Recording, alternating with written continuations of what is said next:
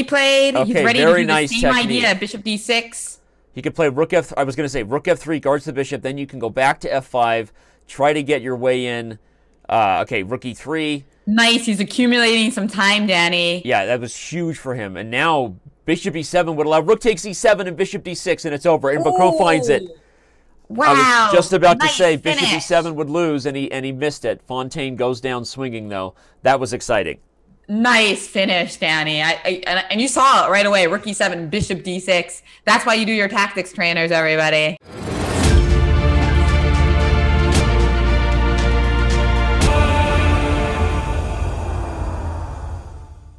And with the Central Division about to get underway, I am here joined by my co-host, Women's Grandmaster Jennifer Shahade. And Pro Chess League Week 2, the beat rolls on. Are you excited for the matchups coming to us from Europe, mostly in the Central Division today, Jen?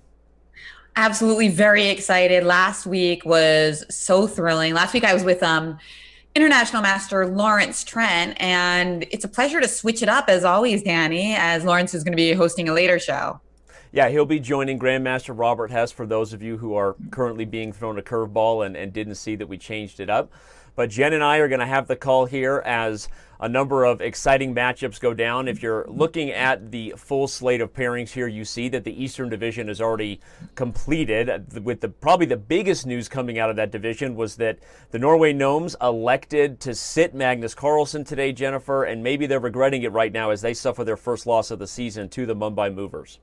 Wow, and by the slimmest of margins. Yeah. You got to think Magnus might have made the difference there, Danny. Yeah, absolutely. And the other matches getting underway. So 2 wins today for both teams from India. The Delhi Dynamite also took down the Oslo Trolls. So in this battle of India versus Norway, who knows, Jen, maybe this is a preview of the playoffs, right? Today, India got the better of both the Norwegian teams. The Estonia Horses took down the Volga Stormbringers, not nearly as close there. They really took it to them, and the Armenia Ingles also handily handled the Riga Magicians. But it looks like the games are about to get underway. You and I have the Central Division. That's our job, right? Reminding the fans of what maybe they just missed. For those of you who might just be joining us from the Gibraltar Chess Festival, thank you for being here and welcome. Jen, I don't see any games yet, but I know that we are about to get underway here with the Central Division. So as we look ahead here, we know that kind of the biggest name in the Central Division isn't playing today, that of course being MVL.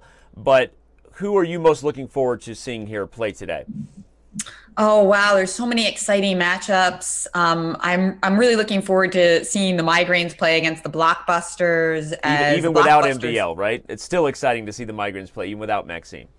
Exactly. I mean, Etienne Bacro had such an up and down result last week, playing some brilliant games and also some disasters. Yeah. So I'm excited to see what he brings today. Also, the superstar grandmaster, who's also a woman, Valentina Gunina, is actually playing at Gibraltar at the same time as she's playing this. So that's really exciting. Is she going to be tired, or is she just going to be in good form? Yeah, well, speaking of people playing from Gibraltar, of course, the other biggest news is that later on, as everyone is still looking at the full slate of pairings here today, Hikaru Nakamura will be debuting for the Seattle Sluggers as they take on the Las Vegas Desert Rats. So I think if you're looking for whether these players that are, one of the things about these online events, Jen, that's so great is that it is super convenient. It brings people together from all around the world, and it's an exciting, rapid format. But one of the other things is it's hard sometimes with the schedule of these players, as you said, playing in Gibraltar, playing in Tata Steel, which is exactly why Magnus sat, even though it was a rest day. Maybe he's feeling that he might be able to win that tournament and really wants to get some rest. So it's an interesting dynamic, right, as the Pro Chess League season kicks off, as you see these players like Gunina, as you said, like Hikaru Nakamura playing from another big event. It'll be 3 a.m. for Hikaru when he plays later tonight for the Pacific Division. Crazy. Wow, that shows dedication to the Pro Chess League and to Seattle. You got to love that. Another player showing great dedication who's going to get started up in just a minute is Sebastian Maze from the Marseille Migraines, because he just had a baby a week or two ago. Not playing Gibraltar, but that's another thing about the Pro Chess League. You can jump in and play a little PCL. Even from home, you can balance daddy duties along with playing the Pro Chess League. And speaking of balancing games, you and I are about to do the balancing act of being hosts today, Jen, because the games are underway. as I bring up one of the first ones to get started here between a well-known grandmaster on Chess.com, Yannick Gazzoli, known as Nuki to the fans, playing for the Marseille Migraines, against Robert Fontaine, playing for the Cannes Blockbusters. Of course, there are other games, and if you happen to see any exciting ones, my co-host, go ahead and yell at me if you want me to move somewhere else. But right now, I've got the game between Yannick and Robert underway here for the fans. Yeah, I'm looking at that as well, and it looks like it's a pretty interesting opening we've got going on here. Yeah.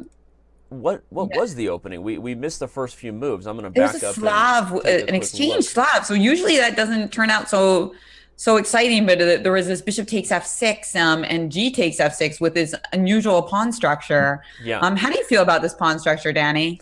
Well, so obviously the first sight you think, okay, horrible double pawns, and where's this king on e8 going to go? But I think that in the bigger picture, the g file might be more useful for black than it is for white, and potentially the bishop pair is obviously sort of the dynamic compensation that white's getting in exchange for that. But I'll admit freely that even with someone who, when I played d4, I played obscure openings, the Trompowsky, some of this stuff, this is a position I don't see very often, right? And now we see a full slate of pawns, g3, f4, e3, d4. This is a stonewall kind of gone wild here for both sides.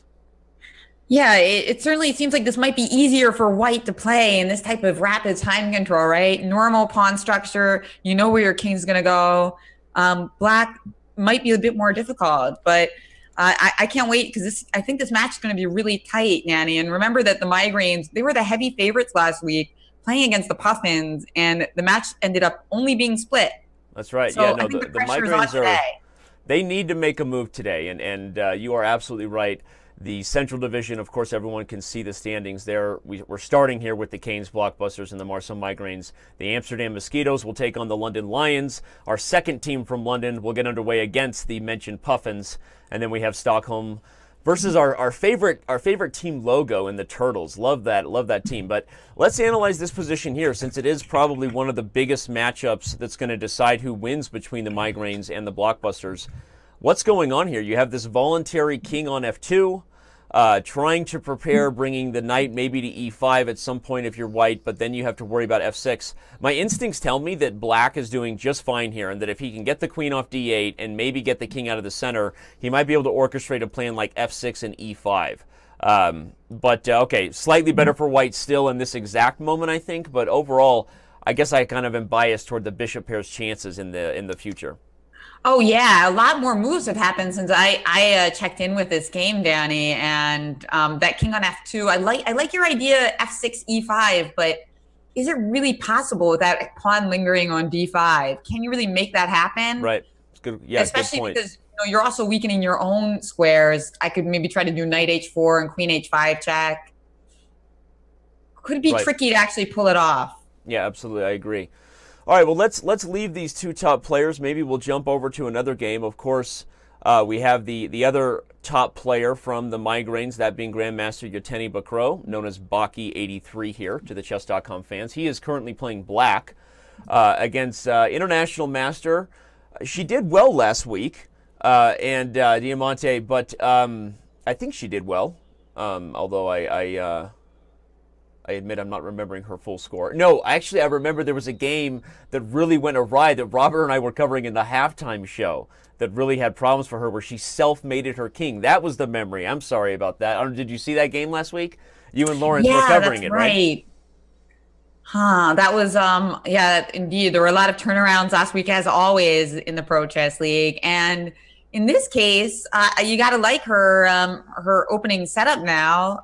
Yeah. Although perhaps it's a little artificial, Danny. Well, you get these threats on e6, and many people remember the Caro-Kann for the fact that there are sometimes some really devastating tactics that can occur early. Of course, the infamous a game between the second Deep Blue and Garry Kasparov, where Kasparov lost very quickly. Right, I thought you were going to mention that. You have to mention, if you're talking about quick losses in the Caro-Kann, you have to mention that game. But here, white's not really in a position to sack, right, Jen? And now, of course, knight b6 threatens two things, either to win the bishop pair or maybe take d4. Now, we always know taking d4 with the queen is risky no matter what. But it is something that black has to weigh. Am I gonna roll the dice and grab a pawn and take my hits as far as the initiative and tempi? But But I think Diamante has some things to think about here in regards to what she wants to do. I think the main line is probably just to put the bishop on d3 or b3, right, and actually call black's bluff if they're going to go pawn gobbling. Yeah, I think that she's going to have to offer up that pawn, though, right? There's no way to protect both things in this point. And at this point, I agree with that move. I think the bishop pair and the potential that it brings to the position is worth more than the pawn, and Bacro agrees. And yes, and Bacro agreed with you because he just played h6. So I doubt, the queen takes d4. Perhaps it crossed his mind, but he's not messing with that right now. H6 and now, do you think the knight's just going to retreat to probably e4, just back f3? I wonder if the knight goes to e4, if the pawn might then be something you go for. Now the problem with putting on f3 is you're wrestling your other knight. Oh gosh, this is like the worst case of superfluous knights I've ever seen. Yeah, no, this is literally two knights and only one square that they want. So they're kind of arguing about who gets what. But this knight on g1 has, I was going to say, it has potential not on h3 of course, but the f4 square, and that's not a bad position there. So. All right, well, yeah, that's true because of the weakness, the potential sacrifices on e6 and the potential weakness on g6. Knight on f4, yep. Usually not the best square, but maybe it'll do in this circumstance. Yep.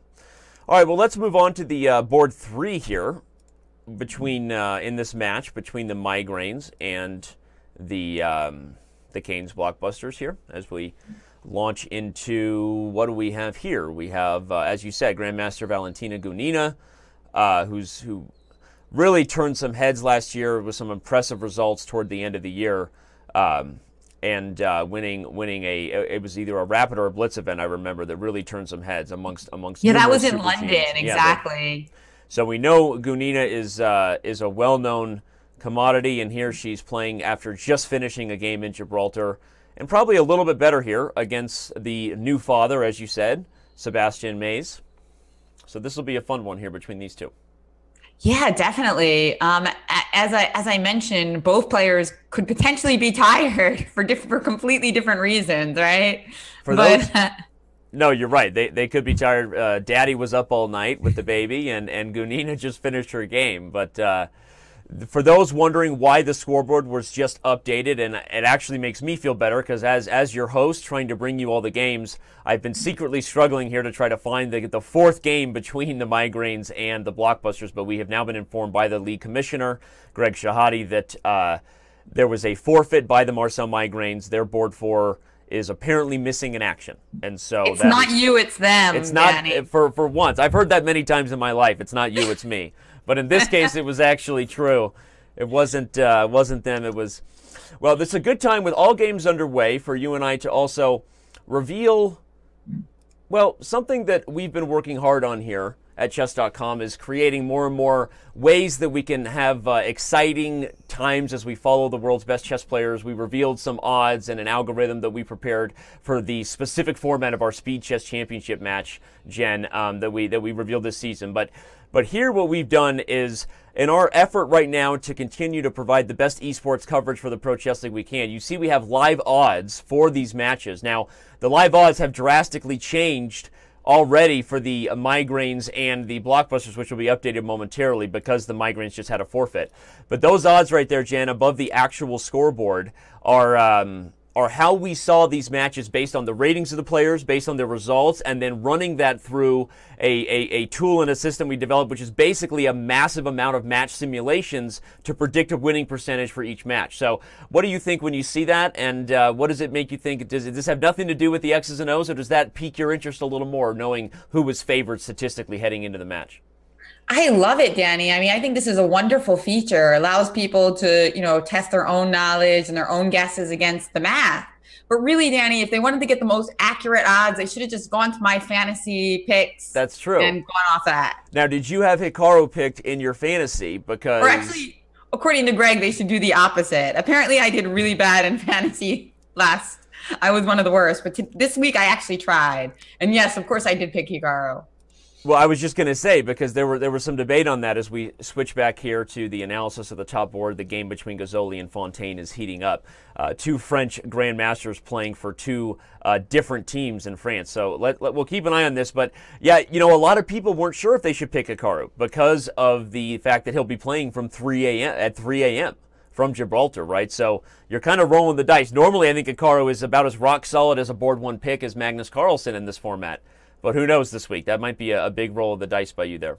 Hikaru at 3 a.m. I'll take him. I mean, I think that's still a very good pick. I mean, this guy is used to playing marathon sessions. I'm not dissuaded yet, but I am going to be really looking forward to that. Playing against the Desert Rats. I know that Nazi Pakidze is going to be playing as well, and she's really excited about facing off against Hikaru in the first round. Yep. So that'll be really fun to watch for sure.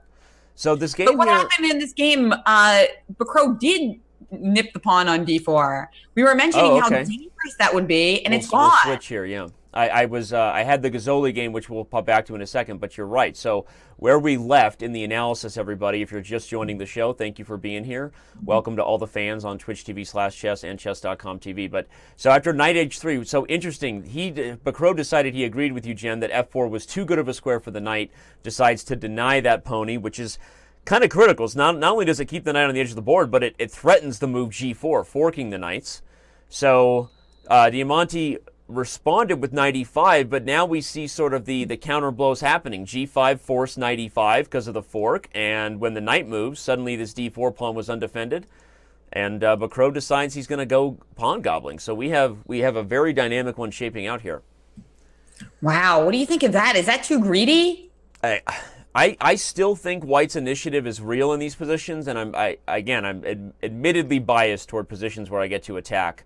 But I guess the biggest issue I have is I want to play bishop e3 to just develop with tempo, get the rook to d1, and quickly do the things I normally do when I sack that pawn in the Caro-Kann. But obviously bishop e3 would lose the knight.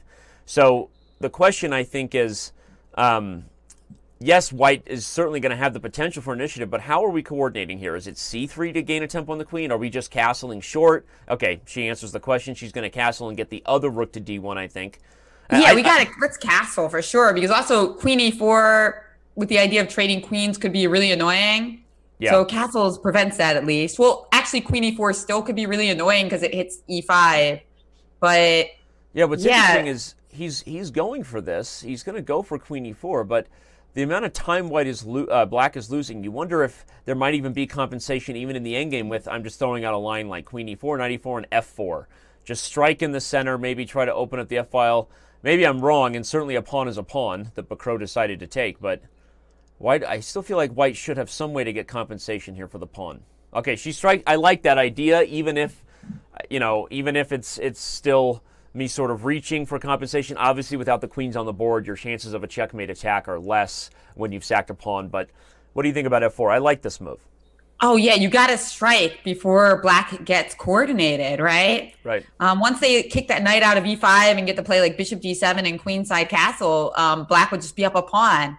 So strike while you still can. And so where's Bacro going? And the threat is to just take on g5 and then f7 will hang, right? Yeah, and you don't really want to play f6 because of knight g6. So I'll be interested to see how Bacro justifies his pawn grab. But let's go back to the top board here between Gazzoli and Fontaine, because now we have a couple of uncastled kings, and if we back up to the position that first was on the board after f4, you could see that White was committed to keeping the position closed to prevent the bishop pair from ever being a real thing, and he stayed steadfast in that plan, filling the e5 square with the knight, eventually putting a knight on c5 as well. So as much as I said I liked the dynamic potential that the bishop pair brings, the way this game has gone, I like White in this current position. I see the dark squares as being really weak, Jen. I like the knight on c5. White's structure is a little better if we're comparing White's double pawns to Black's, mainly because this h6 pawn might be a long-term weakness. So what do you think here? I like White. Yeah, I agree, I think. I'm trying to look for like a pawn break that could get some counterplay for Black. If we could, but the queen on b6 is really misplaced. That's the problem. I want somehow my queen to be able to support something like h4, and it's in the wrong side of the board right now. Knight c6 just played because b3 was ruining all the fun plans of the horse, so it retreated to c6. Maybe knight takes e5 is now on tap, so there's a little like one move threat potentially. Although even that I'm not totally sure, because knight b7 maybe counter desperado. Yeah, this move knight c6, white's gonna have to decide, how do we deal with knight takes e5? Yeah, that's not a knight you want to retreat because you love it there. And like you said, are we evaluating that we want to trade on d7, or are we bringing more defense? Queen to c2 is a simple way to defend the knight, but probably you don't really want the queen on that file long term. So you'd be inching your way, maybe queen c2 to b2 to a3. I kind of like that idea of the queen working her way around to the queen side and then getting on that dark square diagonal. But I agree. So this is a critical moment here for Gazzoli. I mean, I guess retreating the knight maybe isn't as bad as I thought. At the very least, if you come to d3, you still maintain a lot of options. f4, c5. It's not like white isn't better there. But regardless of that threat, I still think Gazzoli is kind of in control here. But look at time. Yeah, time. We're already talking about time. Yeah, it does feel like tactically maybe there's something there for white. Instead of playing allowing knight takes e5, white played knight a4 immediately, kicking the queen. Okay. Yep. So maybe the idea to switch places, stick a rook on c5, but the knight looked so good on c5, Danny. I guess he just really was not sure about that threat of knight takes e5, and that's why he went for this. Yeah, I agree. He backed up, just didn't know how else to deal with that threat. Maybe he wants to put a rook on c5, but I liked keeping the knight there, whether it was with queen to c2 to inch the way to the dark squares, much more than retreating it. So I'm with you. That seems like a little weird to me. The game between... Yeah, I get not wanting to play queen c2 because we're all taught don't put your queen on the same open line as a rook. But right. It didn't seem like there was a way to take advantage of that quickly, right? Right. And especially because it wasn't a long-term thing either. There was a future of that queen. She wasn't trying to just sit on c2. I think the idea of bringing her to the dark squares is something Gazzoli is still going to go for at some point because that king on e7 just so vulnerable. Meanwhile, we've got some interesting developments in the game between Gunina and Maze, where it looks like Gunina has gone down in exchange. Now let's see if she's got compensation. She's got a pawn. So if you want to pull that game off, that's really quite interesting. Yeah, no, I'm there now, and Gunina is already on the attack, though. Usually this is the kind of position where you almost prefer the bishop because of the dark square weaknesses around the black king. This threat of e6 is kind of yelling at us here, right? Here comes e6, and how is Sebastian Mays going to deal with that? Right now it looks like the sharpness that Gunina's bringing to the table, despite being tired from Gibraltar, is outdoing the daddy woes of trying to play chess here while balancing. Ooh, but look at this nice defensive move that Sebastian plays. Queen to e8, stopping e6. Oh, but not stopping. But now, yeah, because of the discovery. And suddenly, okay, Gunina played it quickly. I was wondering if you would want to wait on it. Maybe she plans to put the rook. I was going to say, I like this move, rook e5. Keep the question of e6 and... Okay, even just back up now. Sebastian in huge time pressure as well, Danny. So I got to agree with you that Gunina so far looks to be on top. Yep. Look at this in-between move, taking an f7 because queen takes f7 fails to queen takes c8, forcing him to take with the king, which allows queen takes d5 with a check. You got to love these last few precise moves by... Yeah, and I agree. And again, I think that one of the things that's most impressive is how, look at this. She's gaining time on the clock. She's playing so fast, right? I mean, queen to d4, hitting a7. There's threats of bishop h6, everybody. Watch out for the backdoor entry here to g7. This is an impressive game so far by Gunina, and a huge game maybe for the Cannes Blockbusters if she's going to be able to... I guess this is sort of an upset, though at this point, I don't really feel Gunina is an underdog against many grandmasters outside of the top 10. I mean, she is playing some super high-level chess. So right now, she's in control. Let's check back. Yeah, go ahead. Lower rated, perhaps, but it seems like she's so confident, and that's important in these types of time controls. You got to be confident and press your time advantage because that's what's going to win you a lot of games. I think like it's really tough to play this accurately because of your open king on f7, you need more time to calculate all the checks. Yep. No, this is definitely going to be harder for black, especially because Sebastian's under time pressure. But but if he gets to force a trade of queens, I'm liking his chances to consolidate a little bit more.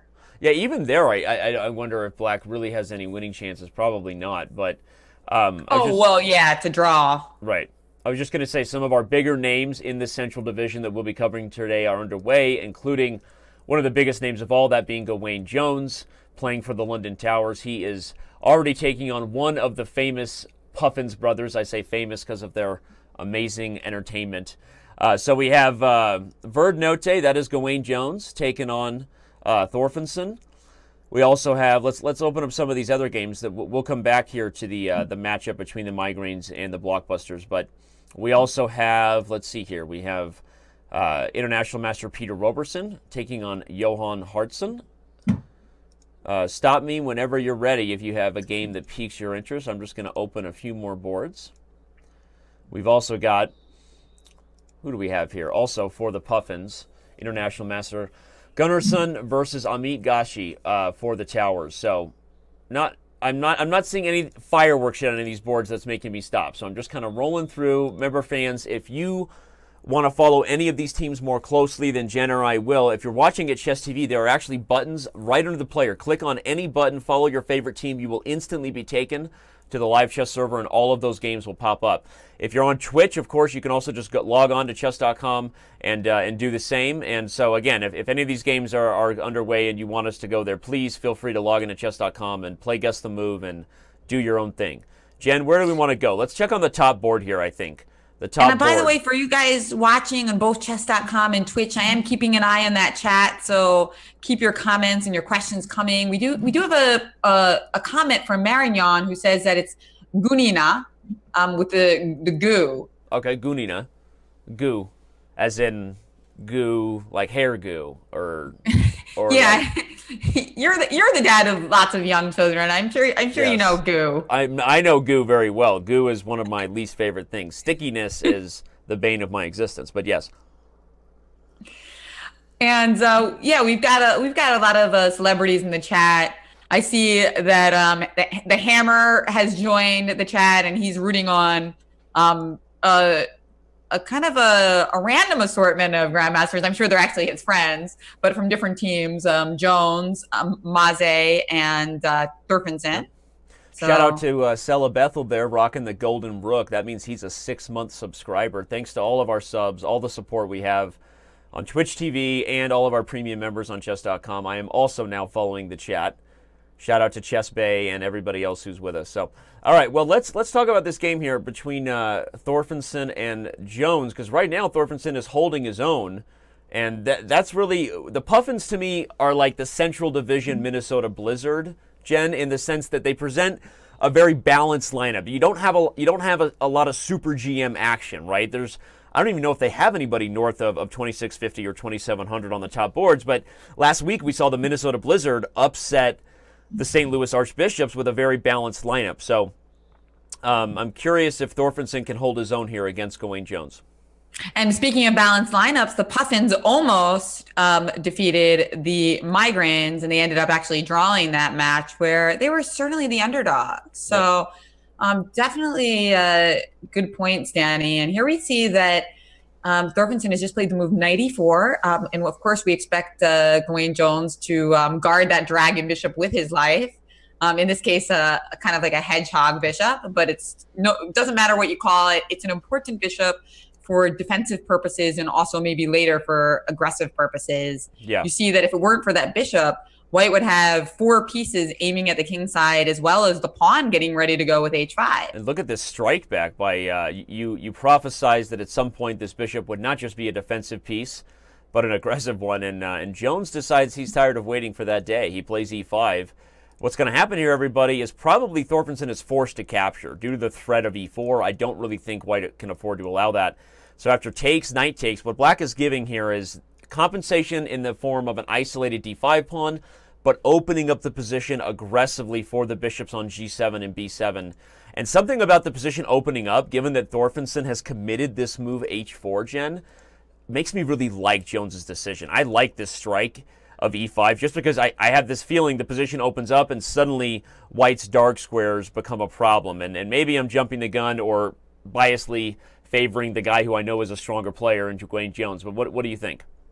I really love it, Danny, because it's also something where the viewers at home can see this principle in action. Yep. When your opponent strikes on the wing, strike in the center. And normally you don't get to see these principles come to the fore so quickly, but look what's happened. Bishop b5, e4, and this actually has a little bit of a threat that when the knight moves, we get to play e3 as well, potentially, because that knight on g3 is hanging. So a lot of things seem to perhaps be going our way. Agreed, and I wanted to pop back over. We did have a result in the books here. If you look at the main board, everybody, Gunina decided to just repeat, didn't want to risk trading the queens and heading to the endgame where the rook will suddenly be a much more powerful piece than the bishop. But not like Sebastian had much else to do but to, play tickle with the queen and go back and forth, because really the truth is black has everything to lose if this queen gets frisky on the a2 pawn. So there you go. We have our first result in the books. We'll get back here to this game between Jones and Thorfinson. But the Migraines still trail by 1 game. If you're just joining us, that's because their board 4 was forfeited, and the Cannes Blockbusters are still leading that match because of that forfeit. So I also see that Meyer has actually joined the chat a few minutes ago before his game began, so we can expect him to be joining the fray quite quickly as well. Always nice of people to say hello to the fans. Absolutely. I'm wondering who Grandmaster Blue Wizard is in the Chess TV chat. Maybe you know. I don't. But he's apparently a big fan of Gawain Jones. Dennis Boros. Oh, okay, Dennis Boros. Great.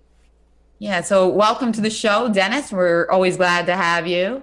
Let's go back here to the game between Gazzoli and Fontaine, not only because it's such a critical one between the Migraines and the Blockbusters, but also because they're getting under time pressure and the fans want action. So what's happening here? Somehow Gazzoli, he managed to clear up the position and take his 2-on-1 pawn advantage. It's an open position, but will it be enough, right? He won a pawn clearly at some point in the middle game, everybody, but black seems to have maintained a decent blockade. Fontaine's rook holds back b3. It holds back the 4th rank, keeping this king out of the game, at least currently. What do you think? Does white have realistic winning chances here, or is Fontaine going to hold this one? Gosh, I don't know. With this clock situation, I think anything can happen. But of course, we liked white in this position for a while. Remember, This was the game with that knight on c5, and now with the extra pawn, still liking white, and the extra, the time pressure just being basically 2 minutes for each player. It's going to be tough for black to defend this.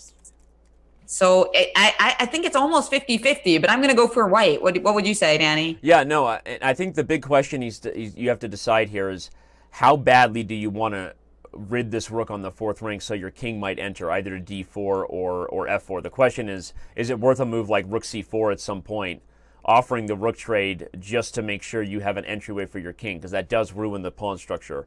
But okay, Fontaine is defending actively. I'm expecting bishop d1 from Gazzoli here. I don't expect him to trade and head into the rook ending. And if bishop d1 happens, we'll be back to that question of whether white...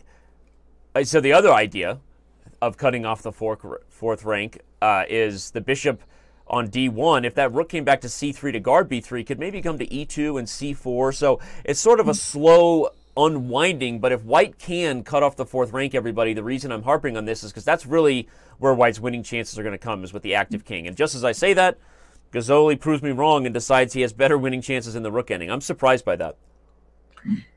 Yeah, I really liked your move, bishop d1. It was certainly like a really cool move, because I'm always trying to tell people, my students, that they trade too many pieces. So when somebody plays bishop d1, you can say, see? I know.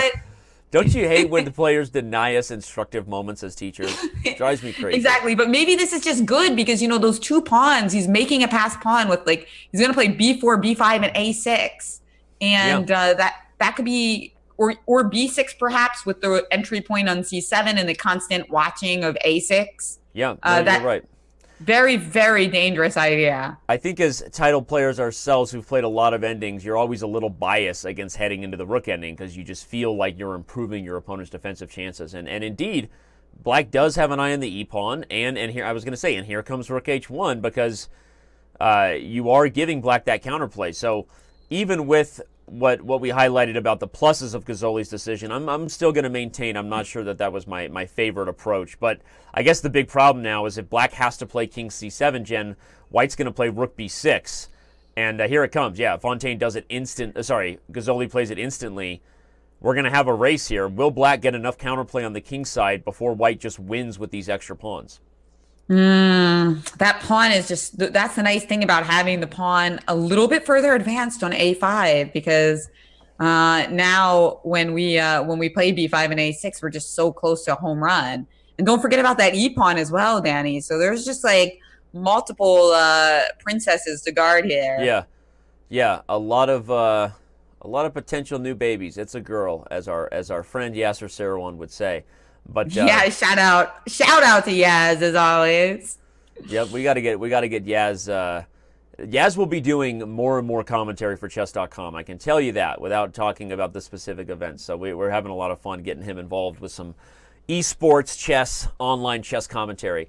All right, well, oh gosh, I saw the chess. I think I saw the Chess Bra video with Yaz in it, where he was singing "Give Me Your Pawns." Oh yeah, that was a real classic.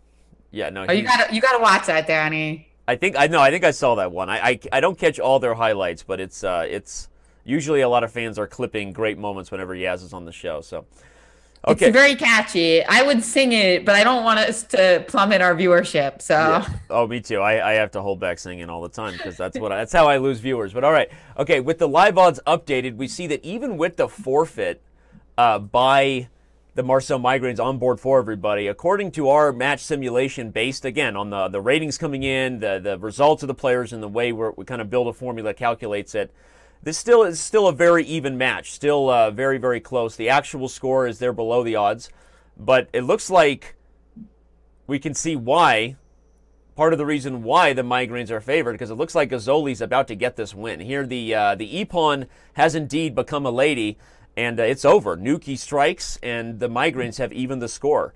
What's going on board two? We have to move there quickly because Crow already won that game. Yeah, he won here against Diamante, so we didn't follow this one as closely as we may have wanted to, fans. We got to make choices, but somehow Bacro proved that he could get away with gobbling that pawn. All right, so that puts... And now we should go back to some of the games that are probably just starting up, as well as the Gawain Jones game. We were really fascinated by as Gawain struck back in the center, and indeed it's looking really good for him. He's actually just gobbled that H pawn, which, as you mentioned, Danny, might not turn out to be so great if he didn't get to squeeze in H5. Yeah, and that was kind of notice that as soon as you saw H4 by Jones, it was like a great white smells blood in the water. He instantly, after H4, if we go back to move 15, he struck with D5, struck with E5, recognizing the potential weakness of H4, everybody, and just completely changed the tempo of the game by opening the center. And as we see, I didn't think Thorfinson should play. I was recommending it, take the risk and take on E5 and try to play against side-sided pawn, but he didn't want to do that. And in the process, he ends up losing control over the center after E4 by Jones, which is why I wanted to take it, and the H pawn. So I'm liking Gawain Jones to go on and win this game, up a clean pawn and really just in control here. Meanwhile, Michelangelo against Ina Agrast. We have the games underway from the third matchup. Okay, I'm gonna find that game right now. I'm on. Here we go. We have. Nope, that's a different one. That's Raphael. We have so many Ninja Turtle names by from our favorite team, the Turtles. Are your kids fans of the Turtles? There's so many different versions of Ninja Turtles. I refuse to see any Michael Bay movies because it's currently against all beliefs I have. Michael Bay ruins movies. But okay, here we go. We have this, but we do watch a lot of the. There's a cartoon series, kind of a Netflix series that we watch. So I've got this game here between Agrest and Luca, the turtle. What do you got here? What do we think? It seems, it's just the game beginning, so it seems like it's totally fine for both players. I do like Black's center, especially considering that Black is, a move behind. This is a Roy Lopez. On the other hand, it seems like White's going for those traditional plans of getting a knight on F5, and sometimes that knight on F5 is just really irritating, especially in the rapid time controls. Yeah, and look how aggressive Lucas. I was going to say, look how aggressive he's playing to avoid those types of positions you foreshadow. Because you're right, when white can get that knight to f5 and maybe shove the g4 pawn, we start thinking of games with Bobby Fischer and brilliant mating attacks by white in the Ruy Lopez, right? But here black is playing so aggressively, not going to allow white to just focus on the king side. But That's right. Good at a point. risk of that, white could take on d5 and open up the bishop. So, to every action, we have an opposite reaction. So I don't know that Ina's position isn't still totally playable, even though it's not going to be one of those closed center Lopez's. Yeah, but the thing is, if we don't have the as the position opens up and as this knight got to c4, it seems to me slightly easier to play for black Yeah. because we just have more development, which is one of the trademarks of the Ruy Lopez from black's point of view. If white doesn't get one of those kind of closed, controlled positions, sometimes black just has more pieces out because of these super slow maneuvers, bishop b5 to a4 to c2. 3 moves to develop your bishop, Danny. Yeah, no, I agree. And sometimes you play bishop b3 in between, right? So it's actually like 4 moves. Yep. And that's why black striking in the center here and being as aggressive as we're seeing Luca being makes sense here. And even taking, I was going to say, my first instinct was take with the knight, take with the bishop, and all of a sudden I'm thinking, wow, could you just take with the queen? That's a dangerous looking battery. And if you don't get rid of the queen in the center, you're just going to have the a rook come to d8, and black's activity is really getting dangerous here. Yeah, definitely nothing tragic yet for Ina, but easier to play as black, and also with a 5-minute edge on the clock as well. So far, I got to give advantage to the turtles in this match. Yeah, but, I agree. Keep in mind, this is the most, not the most lopsided, but one of the lopsided pairings. As the match continues, the pairings get tighter and tighter. Yep. Because Ina's the last board for the snowballs in this match, and Luca is the top board. From a contrasting point of view, we've got George Meyer playing against Luca Skuhala. So theoretically, the idea is that those two games are likely to cancel out, right? Right. So there's not a lot of pressure on Ina here, but in the Pro Chess League, you're always supposed to kind of keep yourself in the game because upsets are the name of the game.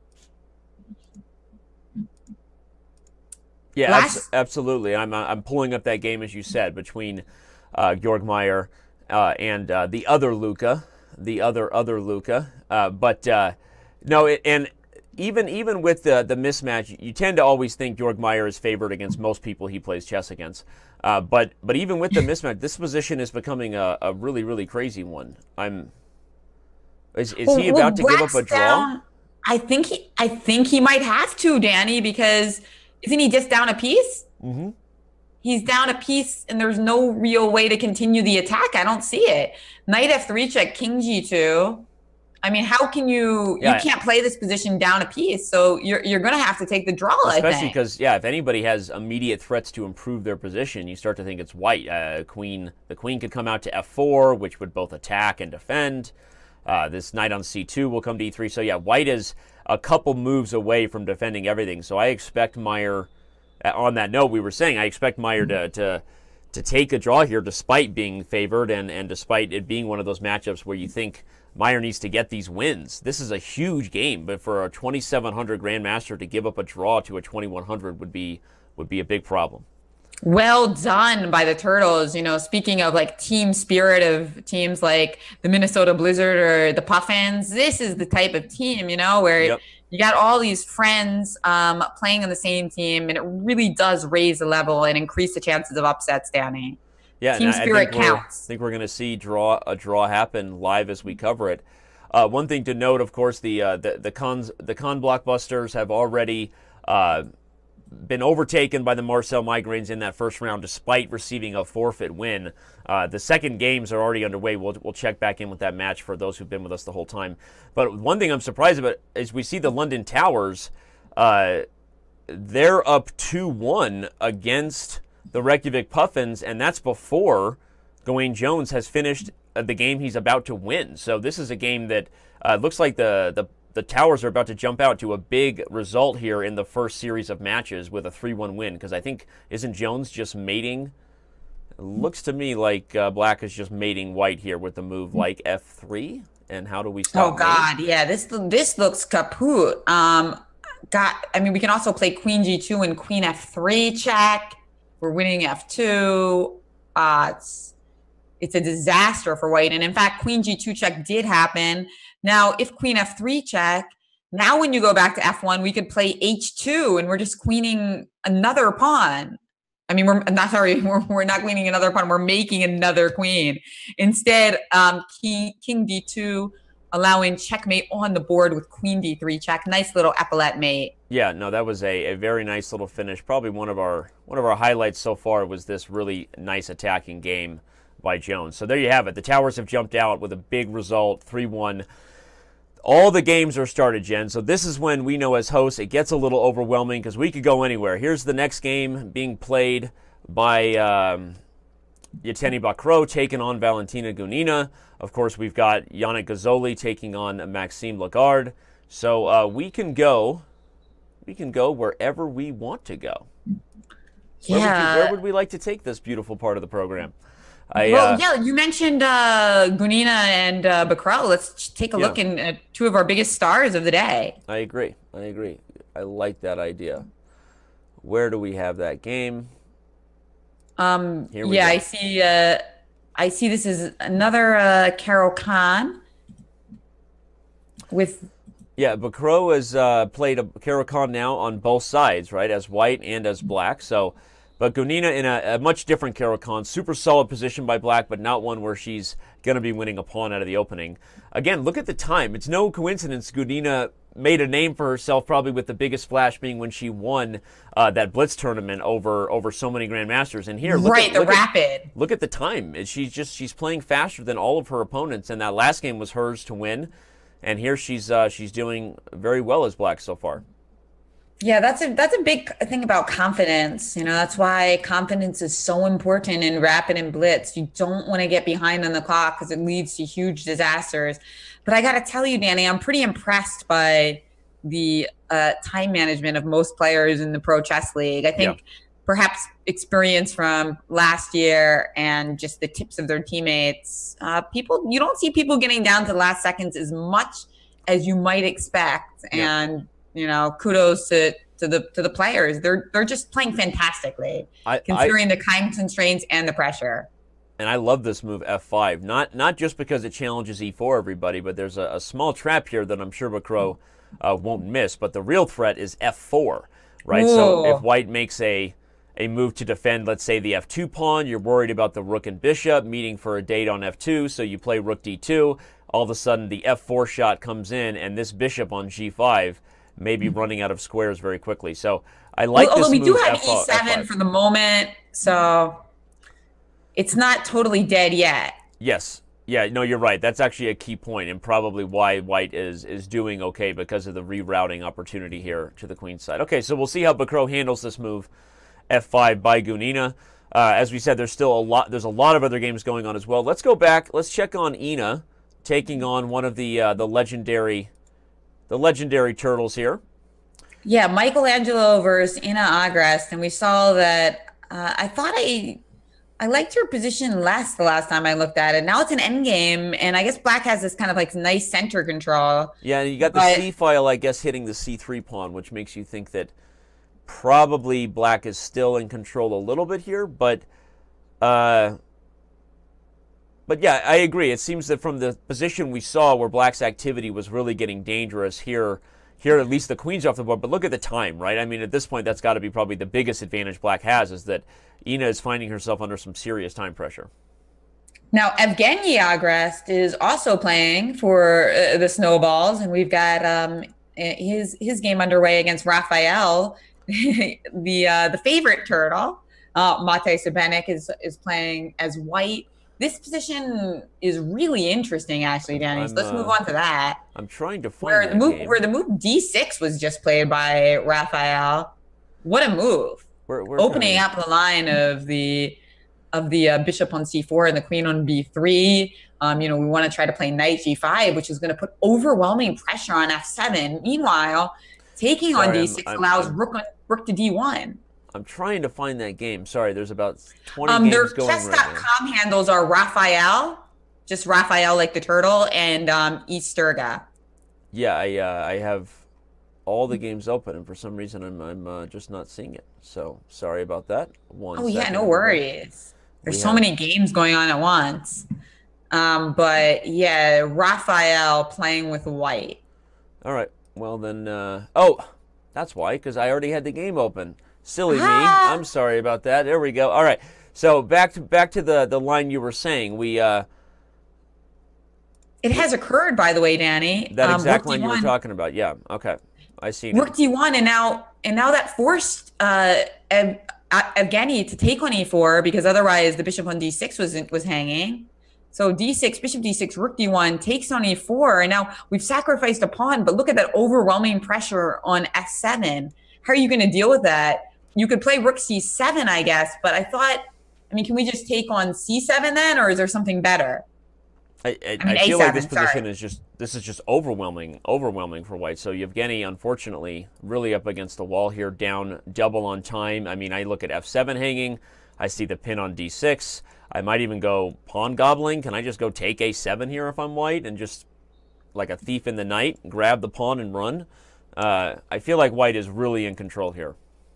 Oh, but look at one little trick. Okay, Rook C7, that would be black's choice. So Uh-huh. why not play black? Why not play Rook C7? And then I was thinking, well, why not just play Bishop takes A7, free pawn, Bishop B6 coming? But Right. that would be a really bad move because you would have had B5. Ah, double Um, attack on the bishop and the other bishop. Yeah. yeah, So so see, that's why you always got to be careful. You might think you're dominating, but there's always tricks for your opponent. But you know what? It didn't go in this direction, Danny. Instead, White went for the immediate conversion, and we'll see if it's any good. After F yeah, takes E4, takes on F7 and is going to highlight the overwhelm that the queen is feeling right now. She's trying to guard F7. She's trying to take back on D6. So that's an overloaded piece, and it seems like Raphael's going to get away with this tactic. And here he can still just retreat the rook.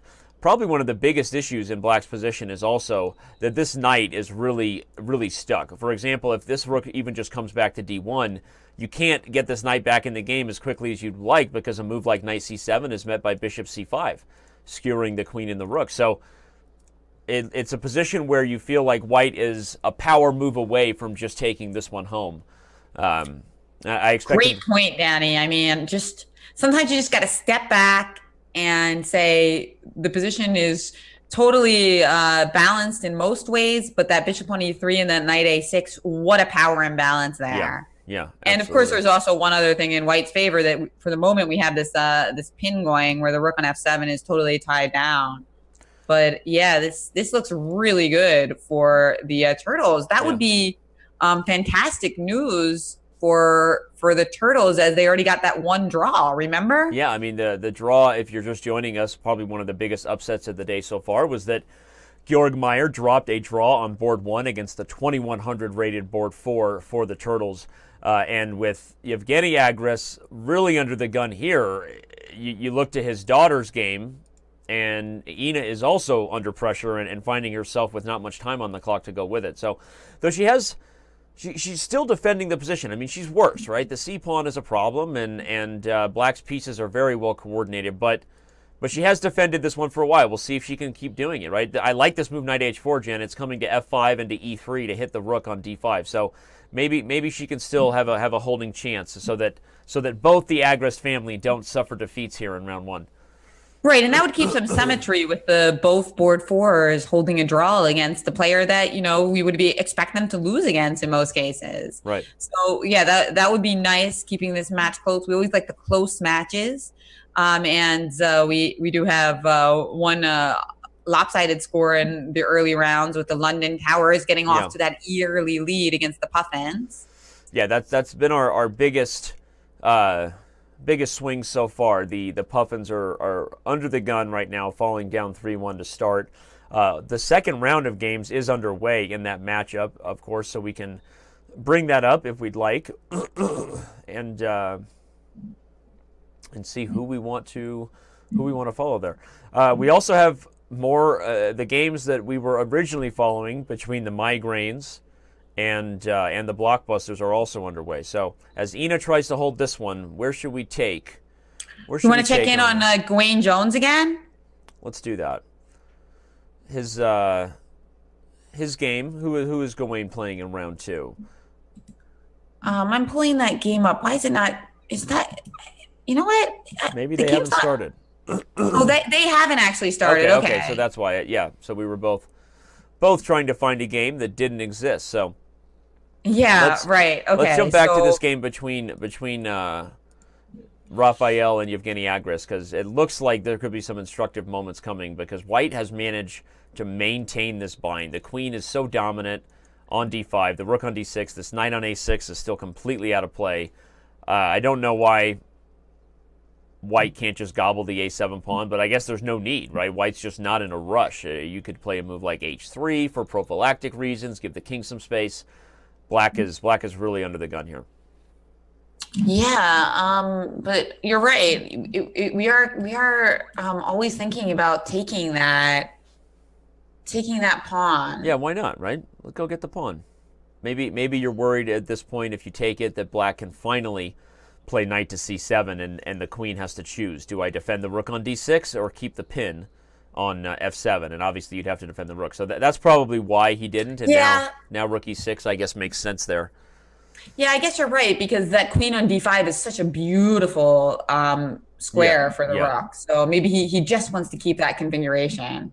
And now the risk is you'd like to just gobble e5, and I think he might, but on knight c7, you really have to keep the queen pinning the rook, because if she moves to some random square, that would be a terrible decision, as rook f1 would be checkmate, everybody. So I think that White can get away with taking e5, and a move like knight c7, just queen to c4. Keep the queen in a powerful square, even guard the f1 square for good measure. So I expect White to take e5 here, and or just defend the king. But White is still in control, even with the idea that knight c7 is coming. Yeah, well, I guess knight c7 would have been a fork. So yeah, take e5. That's what Raphael does. Okay, and we'll see if queen c4 is played. Meanwhile, still the game between Luka Lenic and Ina Agres still underway with just a minute on the clock left for Agres. So while I think from a chess point of view, she's been doing well, defending what I see as a slightly worse endgame, considering the fact that the king side majority is more impressive than her queen side majority. But on the clock, not as impressive. Is she going to be able to hold this with the pressure on the board and on the time? Yep. Yeah, and it looks like the technique by Black has been pretty good. Patiently improving the king side. We see this king getting into the game, and at some point here, we will see this c3 pawn become a real problem, probably with the knight coming to e4.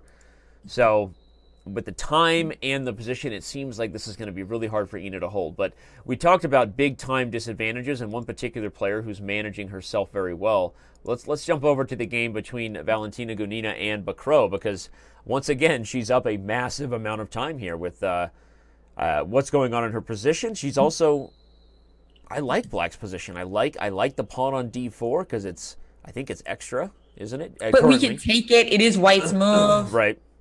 I imagine that a lot of things are going to come off the board, and that even though she's worked hard to get this big time advantage, well, you're saying knight d4, knight takes c5. Is that what you're thinking? Yeah, well, if knight takes d4, knight takes c5, maybe there's tactics on d5, but I didn't see anything immediate. So yeah, that was my idea. And well, maybe the tactic is just slow burn, that you're not going to, because of the pin, you're ultimately not going to be able to hold on to the extra pawn. Yeah, something like knight f5, and then there's a threat. I think we're going to see a line like that. But I think there's so much coming off the board, Danny, that this one might end up being drawn somehow or some way. Right. But that's okay. She's still playing pretty impressively. Just and it's still not so a far bad ahead result. on the clock. It's not a bad result for the Cannes Blockbusters, just because I think Gunina has been the underdog, again, technically, in the last couple of games against her fellow grandmasters. So a draw in this one as Black against Bacro would not be a bad thing, and I don't see why she's not going to get that. I mean, she's up a pawn now, so even if White wins it back, everybody's coming off, like you said. Chances are White's not going to be winning, and Bacro's running out of time to mix it up if he expects to win this game. So, the Cannes Blockbusters need to hold on, because right now the Marseille Migraines are up in this match, everybody. f3. Okay, interesting. I think Bacro has just decided he knows he needs to try to hold this one and not try for anything too crazy. So the game between Yannick Gazzoli and Maxime Lagarde also kind of heating up here. Let's jump over to that one. Maxime Lagarde is, I think, that's not a game we've checked in on yet, so absolutely. Yeah, Lagarde is doing fine. We've got a couple of pawns under fire. We've got e4 for white and d6 for black, but really hard to say who's better here. I think this position is just about equal, and both sides are ganging up respectively against their opponents' weak peshkas. That's a battle of gang up on the pawn. Now, meanwhile, I'm getting really nervous for the Turtles and this game that we really liked for Grandmaster Sebenik against Evgeny Agres, because he's really behind on the clock now. It's a minute and a half to 2 minutes. I still like his position, but this is just going to be wild. Oh, yeah, no, we got to cover this here. Yeah, this is huge, especially because this is our latest match in the Central Division, and so this is a first-round game, everybody. If you're just joining us, this is a big game, right? Every game is big, of course, but this Grandmaster battle is huge. So queen c5, hoping to trade queens. I think white would be very happy with that outcome. Yep. Because then the knight on e8 would be under fire, and we'd be ready to play rook e6. But no, thank you, says Evgeny, who wants to keep the potential of attack in the game. Queen d7, queen d5, quick knight f6 by Evgeny. I don't think that white should settle on the trade. Not even because after queen takes, the knight takes, but it would lead to an immediate rook ending, right? Rook e6 feels like the rook ending is probably gonna help black. So maybe, and again, that's my bias against your winning chances in a rook ending, which Gazzoli proved me wrong last round. But I expect white to play a move like queen b3 here. Keep an eye on the rook. Maybe try to play for rook f5, and right as I say that, they invite the rook ending. So this is the commentator's jinx today, as Yasser would say. And black doesn't even want the rook ending. Yeah, I was expecting knight d7 as well, Danny, but instead just rook takes d7 and then a quick rook e6. I kind of like the other option, getting rid of that bishop, which could become so menacing. But Evgeny has another idea. Keep the game interesting because you have the knight, and there are always threats when there is a knight. Yeah, you've got this maybe knight and rook coordinating against this king here at some point if white falls asleep on that. And well, e5, knight e4, you do have the I mean, you don't really have a threat at the moment except rook takes a3, and that pawn on e5 looks more menacing. Yeah. One of the key points for Raphael, too, white, is that this bishop is such a useful defensive piece, right? Holding all the dark squares like f2. It makes you worry a lot less about the king when you're holding on to some of these squares. So, but now we got to start getting that pony going, as you mentioned, channeling Yasser. Bishop a5 looks a little weird, but the point is just very concrete. If rook a3, we can play rook a6. Yeah, you're just cutting off the rook. Instead of rook d1 check. But here it comes. This is what black wants to do to compensate for the extra pawn is get something going here with the knight and rook. H5, of course, threatened h4, everybody, and you cannot afford to allow that mating net with knight g3 and rook h1. So, yeah, you're right. Knight f2 just occurred. Knight g4 is a threat. Yeah, how's he stopping it? Knight g4, everybody, threatens mate on the next move with rook d1. 9 seconds left. This is huge right here. G3, he played it. He found g3. So now after knight g4 check, we have king g2, but e5 is hanging. Yeah. And there goes our advantage. Yeah, the a6 pawn not nearly as good as what this past e pawn could have become. So I think black will... And black can also consider rook d2 check. But okay, black decides, I'm just going to take the pawn. Likely rook d5 is the move now. Just defend it. Moves like knight to c4 are coming in. And I think black is in phenomenal defensive shape here. This has been a very good defensive display by Evgeny Agres here. Yeah, really fabulous display. He played so quickly to put now he's got the draw, everybody. This is a famous knight and rook draw. If you're not aware of this pattern, you're about to learn from it right here.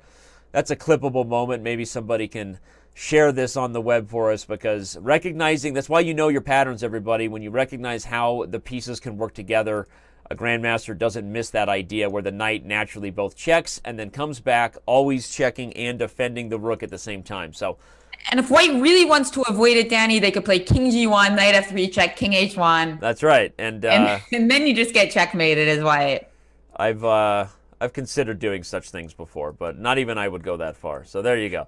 That Well, it would is have a been the team other event, ending. so that would not make him the most popular turtle, Raphael. So that though was a draw. Of not course, both aggresses lost, but if we pop back to Ina's game, she was unable to hold there.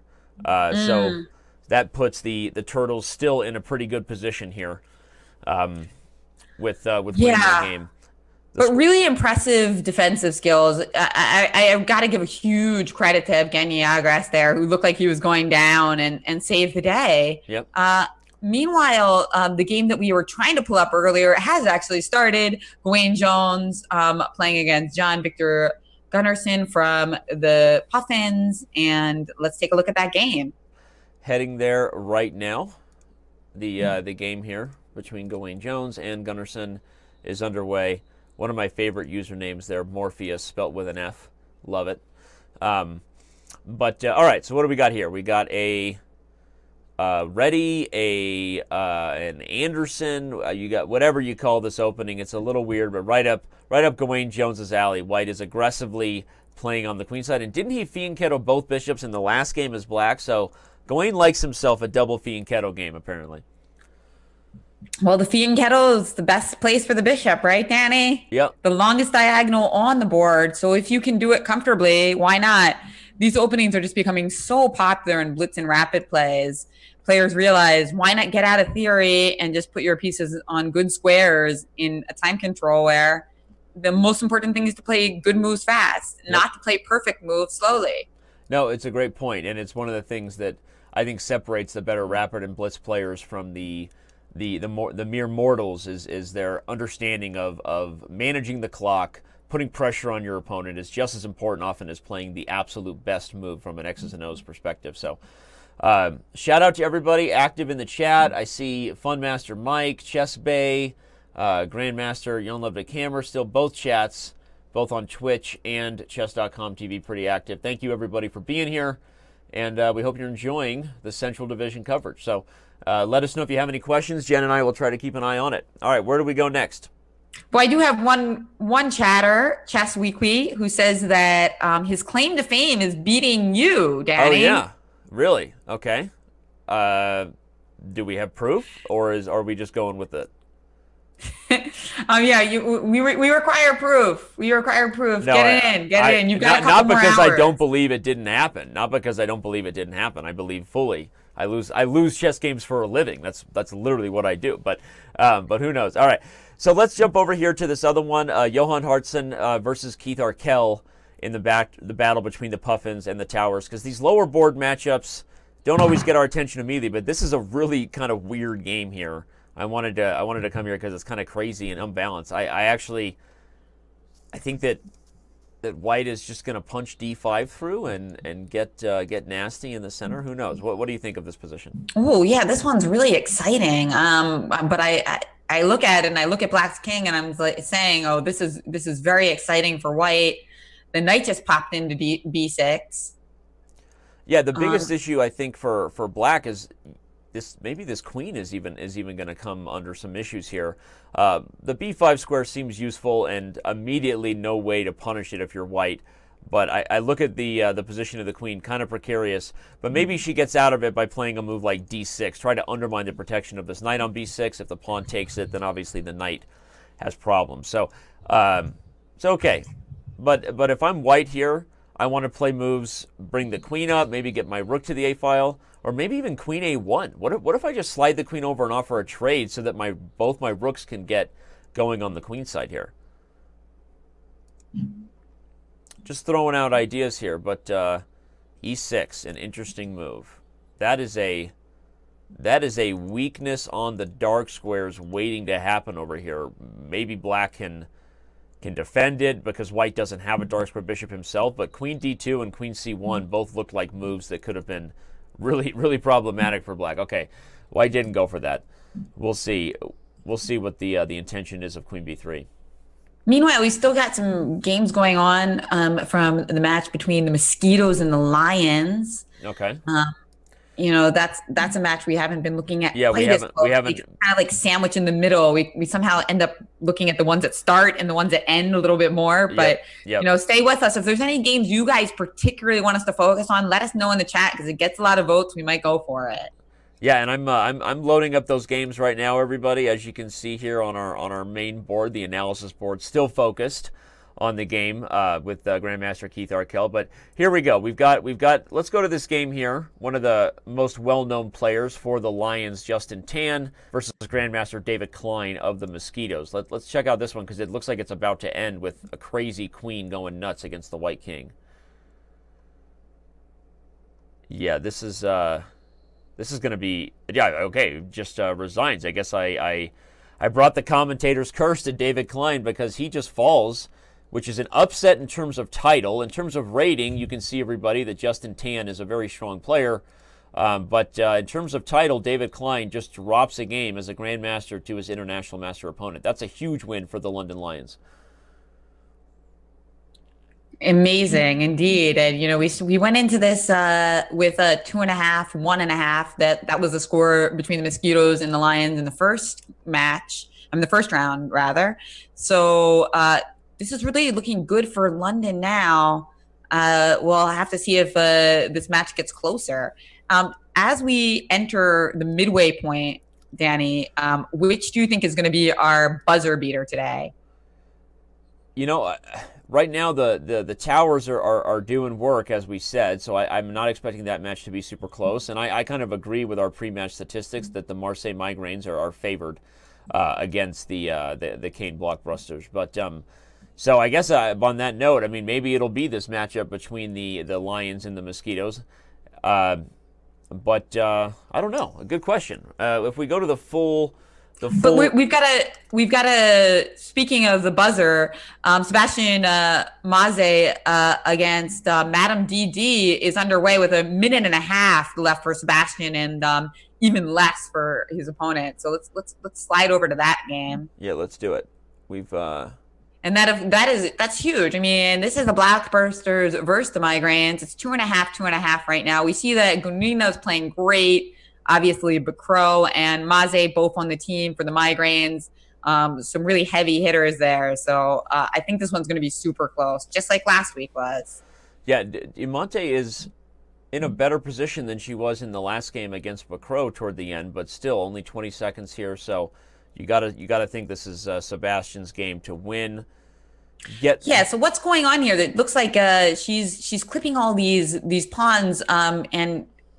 On the king side, but B7's about to fall. Yeah, I guess if you take B7, if you take B7, you allow F5, right? And then the pawn on E4 is defended, and you start to get nervous about ideas of F4 and F3. But okay, you can't play rook E4 because that would allow Queen D1, which would be right. a nasty back rank threat, right? Yeah, and they're going for that line we just talked about. Yeah, as you said, taking E4 wasn't really an option because of this, everybody.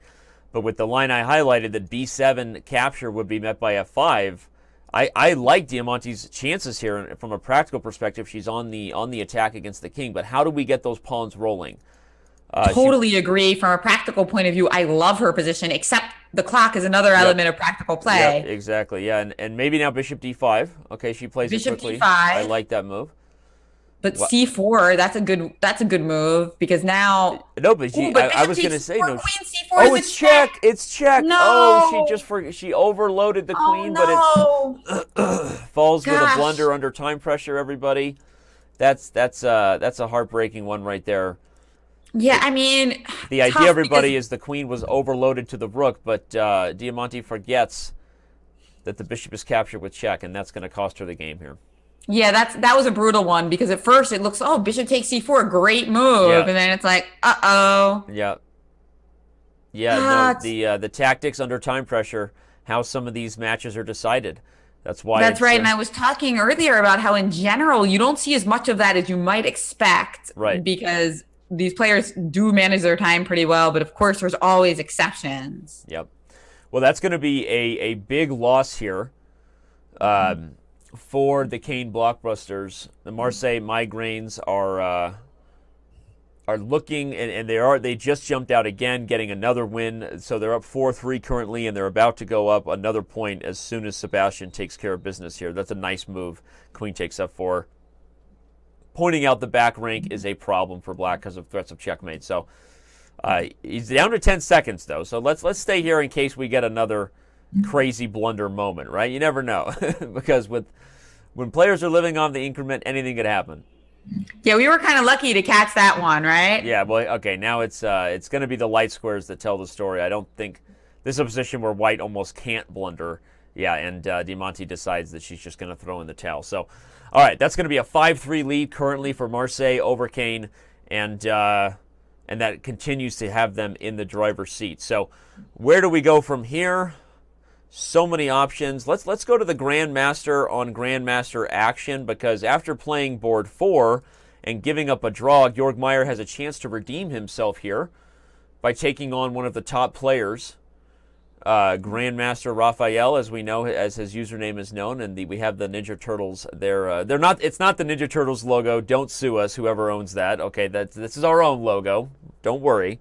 But I realize I have to be careful saying that because the Ninja Turtles, that's probably owned by Disney. Disney owns everything. So, all right.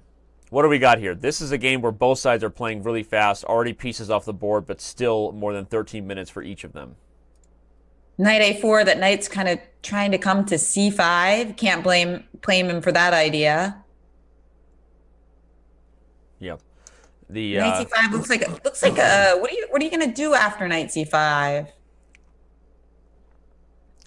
Knight to C5. I guess you can just move the bishop somewhere. Yeah, but you're right. If the bishop goes to the wrong area, I mean, B7's under fire. That's a problem. And why is Knight C5 not just a good move? I really like Knight to C5. Yeah, Knight C5, it does look like white's doing quite well here. So George Meyer, it makes sense that white would be doing well here with that good bishop and this maneuver that's landing a piece on C5. What we really need is we need our king already be on G8 so that we could play something like Knight D7 and, take away one of white's good pieces. Yeah, I agree. It seems like black's a move off. Yeah, one move too short here. And I'm not exactly sure what Meyer's thinking, maybe just calculating and ensuring himself that he likes. I guess one crazy idea is maybe if you end up taking something on B7 that knight has trouble getting out eventually, but I don't buy it. And it feels like Knight C5 is just really strong, and Georg Meyer's just calculating, doing his due diligence. People joking that if Disney owns everything, they wish that Disney owned FIDE in the Twitch chat. So if Disney owned FIDE, maybe we would have Disney princesses instead of Grandmaster titles. Who knows? But somebody's trying to get more women into the game. I like it. Yeah, I like that too. I don't know why he's thinking so long here. I feel like the practical time management is an interesting one, but we'll come back to it, knowing that we do kind of like Georg Meyer currently in this position. So many other games to go. Where are the next game that is underway in this matchup between the Turtles and the Snowballs is here we have another Grandmaster Luka versus Grandmaster Alexenko, and we have a Maratsi Vine. My favorite kind. I haven't seen this game yet. That one's just kind of starting up. Both players playing tight to the vest to start off. Meanwhile, Gawain Jones looking like he's in total control in his game against the Puffins. It just looks like he's got a bishop on that long diagonal that's too hard to handle. Yeah, classic Gawain Jones. The bishop on G2, really nice. He did lose his other bishop, so the double fianchetto has only had one still on the board. But a move like rook to C3 or rook to C4 looks really strong to me here. Can I just overwhelm and trap this knight on B3? Yeah, and the fact that you always have a discovery with the knight on F3 and the knight on D6 is beautiful. Just looking at every single one of black's minor pieces, they look to be lacking compared to black's.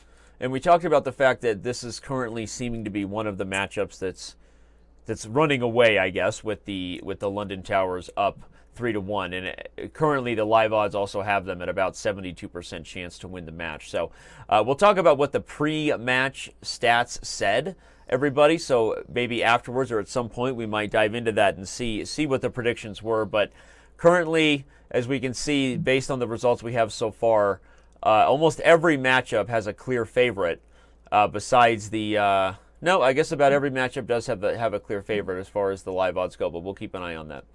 All right. That's right, Danny. Some of these matches were really close coming into the day, but now after a couple of rounds, we see that, for instance, the Migraines now have a massive lead as they started the day with just a small percentage over the Blockbusters, but now it's a 5-3. So you see that live odds changing to 73%.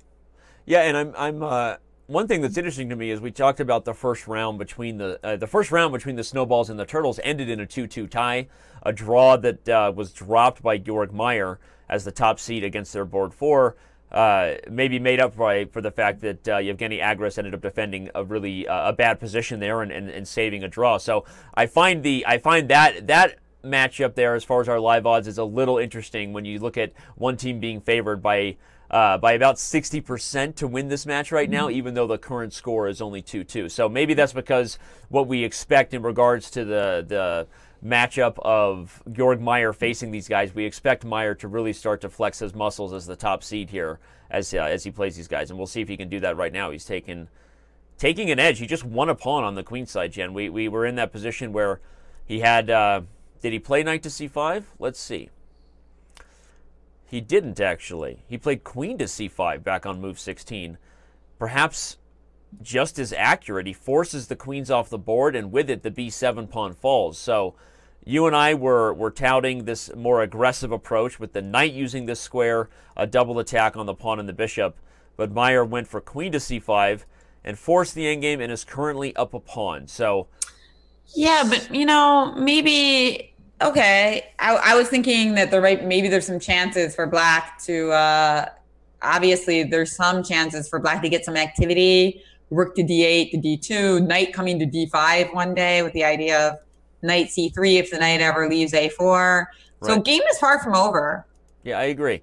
I think one of the biggest advantages that Black got in that exchange was the potential a file in this b4 pawn, which it doesn't seem that way now, everybody, but as you can see, there's a potential backward issue here with the a2 pawn, and you have to keep an eye on long-term weaknesses in a position, even if they don't seem like they're under fire right now, because as the gloves come off and time pressure ensues, those things might come back.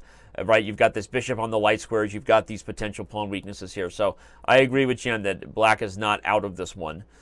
Okay. And we've got the third match of the Migraines and the Blockbusters starting up with the 5 points for the Migraines and the 3 for the Blockbusters. So they really have to get it going in this games, Danny. And the one key battle there is Vanina against the underdog on the Migraines, Marc-Andrea Maruzzi. She really has to win this game.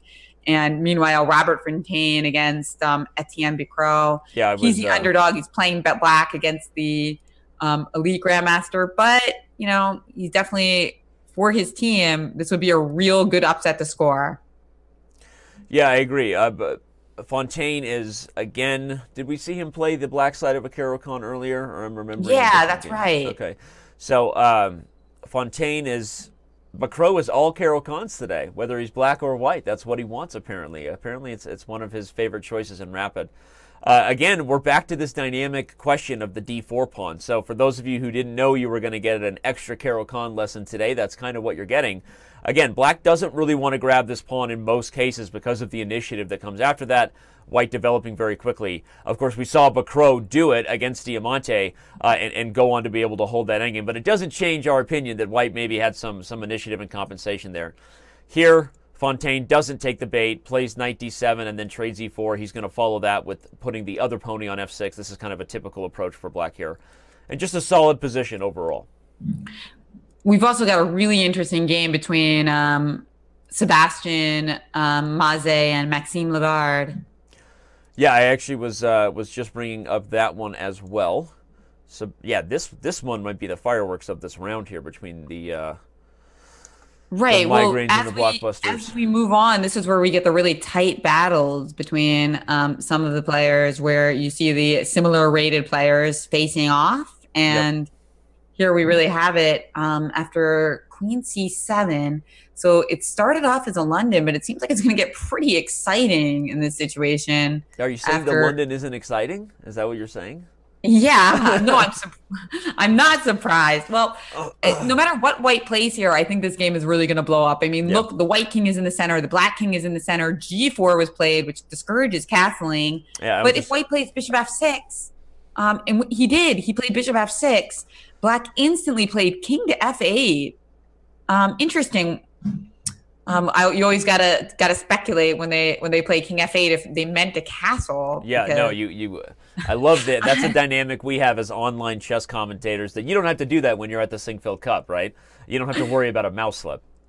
Exactly. But, I mean, king F8, I guess, makes some sense. well, he wanted to keep the rook, I think, guarding H5, right? I guess his feeling was that if he did castle, perhaps there was an idea of bishop takes G7 and takes on H5. right, but it's risky, right? Because if white does that, then white's giving up the dark squares too, and black can just gobble in the center, either with the knight or the bishop. So I'm not sure that castles was really any worse than king F8, but here goes white throwing in all his chips here on the king side. F4, you already have G4 and H4. This is the kind of chess that we tell kids not to play, Jen, and they're making us look bad as coaches.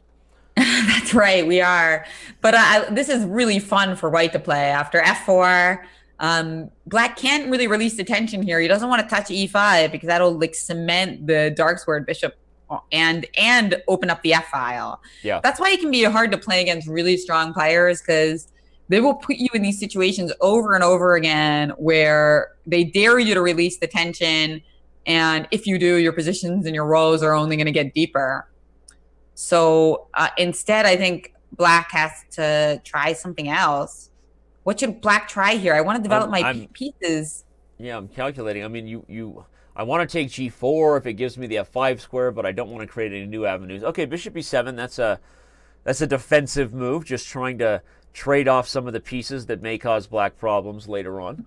Totally makes sense, but we could play G5 and see if you take us. Then we have that pawn, which could be a weakness, but could also be a strength. Right. But it would open up the F5 square for knight. So white, I feel like after this capture and queen takes, we're going to see G5 maybe by white, because black would like to play F6 while the knight is still on the board to undermine it, but G6 will fall. And if you take E5, then black is going to have to deal with the open F file and a pawn on F7 that is never going anywhere, right? So I feel like after queen takes, I wouldn't be surprised if we see white just play G5, bishop D3, knight DF3, continue a grip on the dark squares, and white has an edge. But we're getting a tip that the Gawain Jones game is very interesting. Okay. Indeed, it's a fascinating imbalance. So okay, I'm heading over there right now. Yep, we got a queen versus a bunch of pieces. My favorite kind of game. Probably the first thing we have to point out here is, again, black's time pressure. I think the moment you go to a game, you can sometimes tell who has a better feel over the position just based on how they manage their clock. Although black is defending here. One thing that is always telling when the queen is trying to attack, which is what the queen often wants to do against the pieces, right? And is whether there's a concrete way to break through. And this dark square bishop for black is so nice because it defends everybody here. It defends the knight. Exactly. It defends the king. I don't think white is any better here. What? I want to play knight H7 and knight F6 check. Try to get rid of that bishop.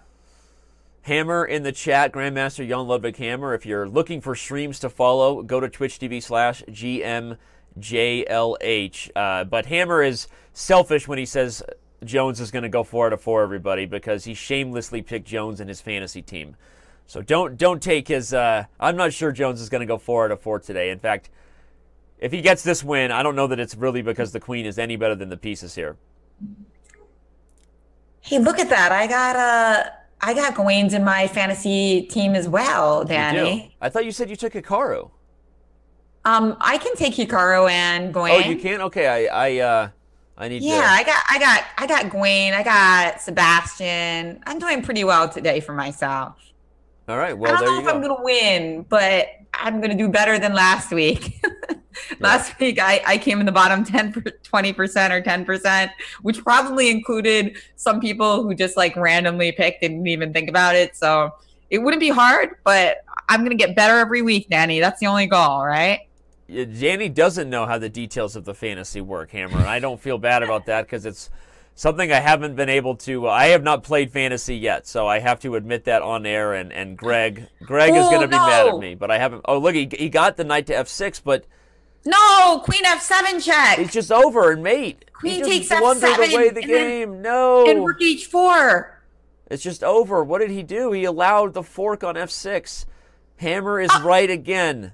Wait. You know what? There must be something wrong What? because Queen B2 was played instead of Queen F7. Maybe they're just blundering. Maybe. Is he just missing a mate in two? He just missed Oh a mate in two. no. I don't think that there's anything wrong. They're playing the position, and Gawain Jones has just missed a mate in two in the Pro Chess League. Everybody, take that in for a second.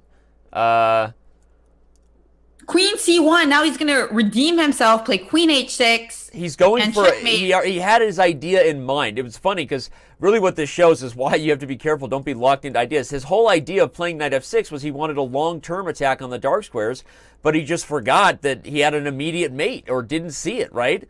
He was already obsessed with this idea, Jen, of keeping the queen and the rook on the dark squares that he missed the checkmate in two. That's why obsession is bad, Danny. Obsession is Unless bad.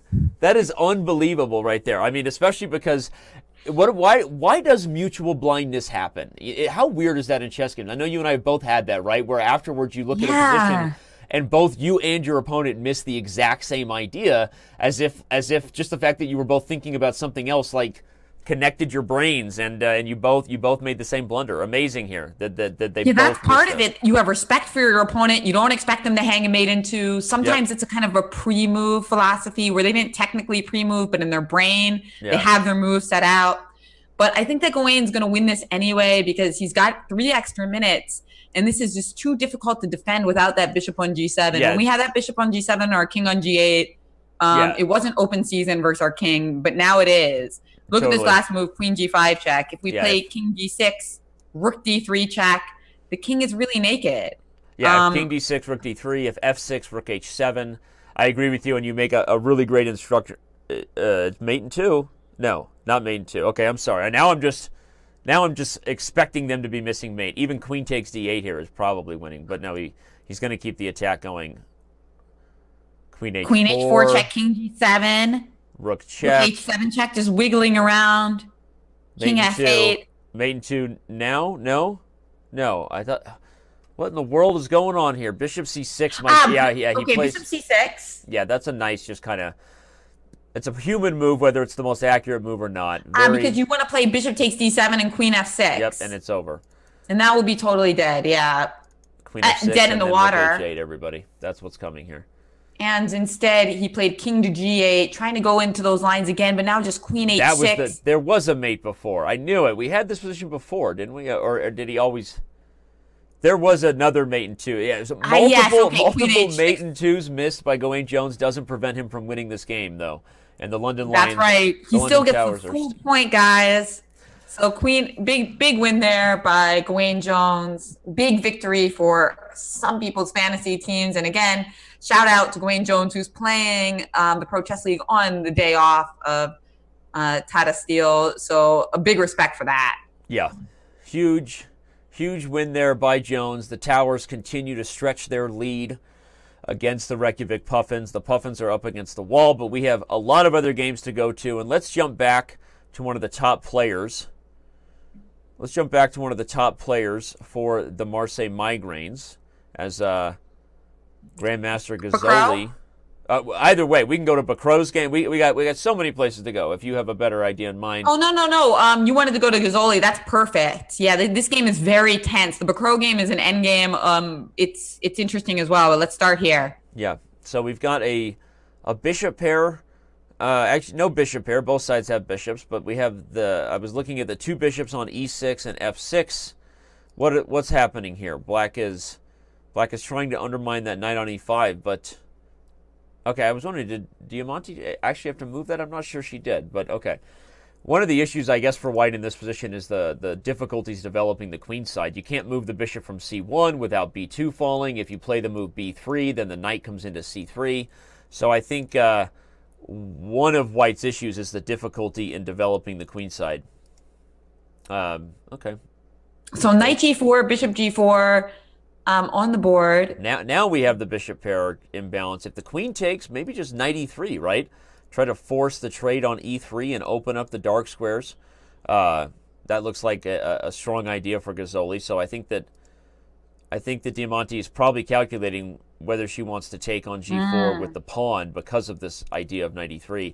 But that knight might be coming to e3 anyway. Yeah. Yeah, knight e3 anyway, because not only at the end of the day do we have bishop d4, but also I'll note that that pawn on b2 is really weak in all these lines. So I love your idea of knight e3, and I think that maybe Gazzoli will be getting the edge here. Yeah, I agree, and I think it happens whether Diamante captures back with the pawn or the queen now. This is gonna, and you could play rook e8 if they take with the pawn just to gain a tempo on the queen, and then knight e3, but I don't see any reason why that knight isn't coming to e3 and why the dark squares are going to be a problem for white here. Shout out to everybody so active in the Twitch chat. Thanks to all of our subscribers. We got John Urschel hanging out. We've got John Bartholomew. We have the most famous Twitch celebrity of all that, of course, being ChessBay94. She is holding it down. Thanks to everybody in the Twitch chat, all of our premium members in the Chess.com TV chat. Appreciate everybody here. What do we have it's so here? Fun to have you guys chiming in with your questions and your comments. So keep it up, and we are trying to monitor those as these matches heat up. I see, lots of love, no doubt, for John Bartholomew in the chat. We got Hack Lover. We got Thomas Rendell in the Chess TV chat. Sweet. Anyway, thanks everybody. All right, where do we go? Let's do it. Where do we want to take this? Yeah, Gazzoli does go for the tempo on the queen first. I kind of like that before knight e3 because no reason not to. But I expect Gazzoli to take this one, and this is just going to further separate the migraines from the blockbusters. All right, so what's going on in the game between Bacrot and Fontaine? As you said, it was an end game, but a game that Fontaine needs to hold if the blockbusters are going to have any chance.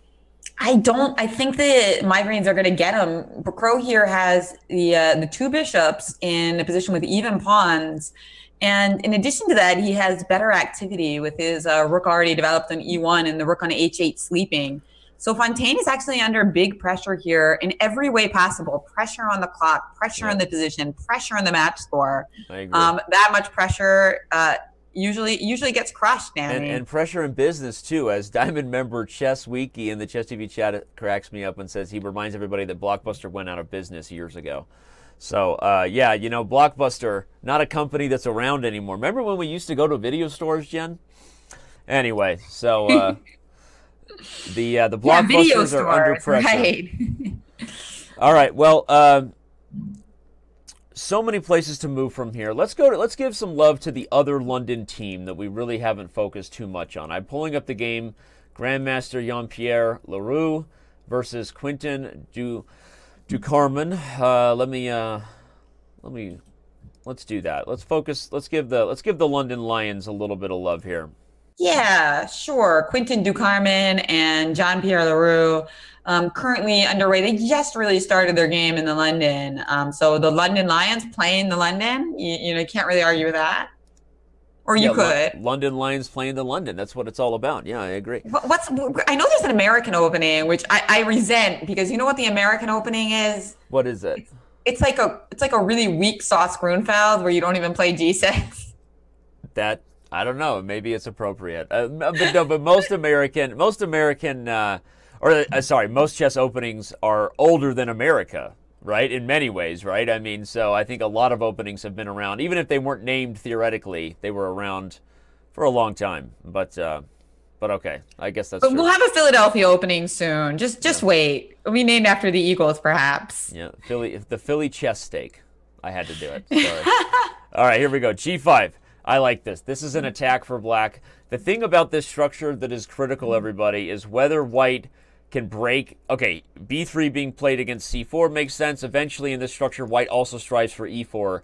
as impossible as that seems now, that's the move that you always want to understand in this structure that white wants to get, because if you can do it tactically, if you can break on e4, everybody opens up, and all of a sudden black feels the heat, feels the pressure of how much he's opened up his own king. So this knight moves. We've already seen b3 by Jean-Pierre Leroux. I think we're also going to see f3 and e4 come for white, or at least that's the idea. But this should be an imbalanced one here. This should be a crazy one.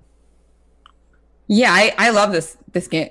I think it's going to get really exciting. Another game that I really predicted would potentially blow up after the time control was reached. I mean, not the time control, after the guys start getting a little lower on time, is the game between Sebastian Maze and Maxime Lagarde. Oh, because I thought you were going to say the game between Georg Meyer and Raphael, which is also down on time, but we'll go. Oh, but that one's really low on time, so we could take a look at that. Although it's that end game where white's up a pawn, but black has a little bit of compensation because of the pressure on the A file due to that pawn being on b4. The pawn on b4 is holding back both of white's pawns, and it's not so easy. Which game are we going to real quick? I'm sorry, I lost. Oh, I'm sorry, the George Meyer game. Oh, okay, so we are going there. Okay, got it. Yeah, this one is a rook ending, but one where white is in control, and Meyer does need to show why he's in a class of grandmasters pretty high here. I think he needs to score well for the rest of the match for the snowballs to have a chance.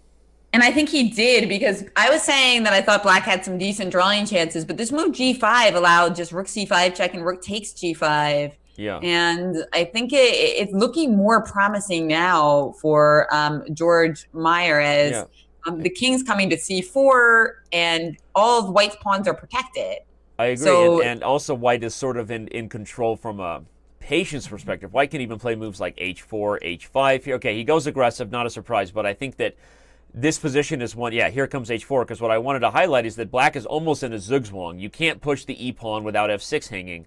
If the rook ever leaves anywhere but the d2 square, look for white to just gobble the b4 pawn, as d4 won't be under fire. So this is again, it's not a traditional, but that's why you see him move h6, because basically black has no moves, right? This is really instructive, I think, if Meyer wins this rook ending. Sorry, you were laughing? Oh, I was just checking out the chat, and unsurprisingly, I think Greg and John Bartholomew are getting some back and forth. Apparently, the Philadelphia opening involves throwing your captured pieces at the opposition. Possibly, right? It sounds like a Shahade joke. That sounds like a Shahade joke, and Eagles are moving on to lose to the Patriots. That's got to feel good, right? I mean, that does feel good, indeed. It always feels good to lose to the Patriots, doesn't it? Doesn't it just feel good to everybody? Hey, we need some live stats up for that as well. All right. So rook h, and here h5. But seriously, everybody, this is a really instructive rook ending moment by Meyer. This is high class technique, because he puts black in a position where, as we've seen, black has had no moves. And eventually white is going to put black in a literal zugzwang, which is, it's kind of been a passive zugzwang. But here now, what does the king do? If it backs up, probably king c5. If the rook moves off the d file, the b4 pawn falls.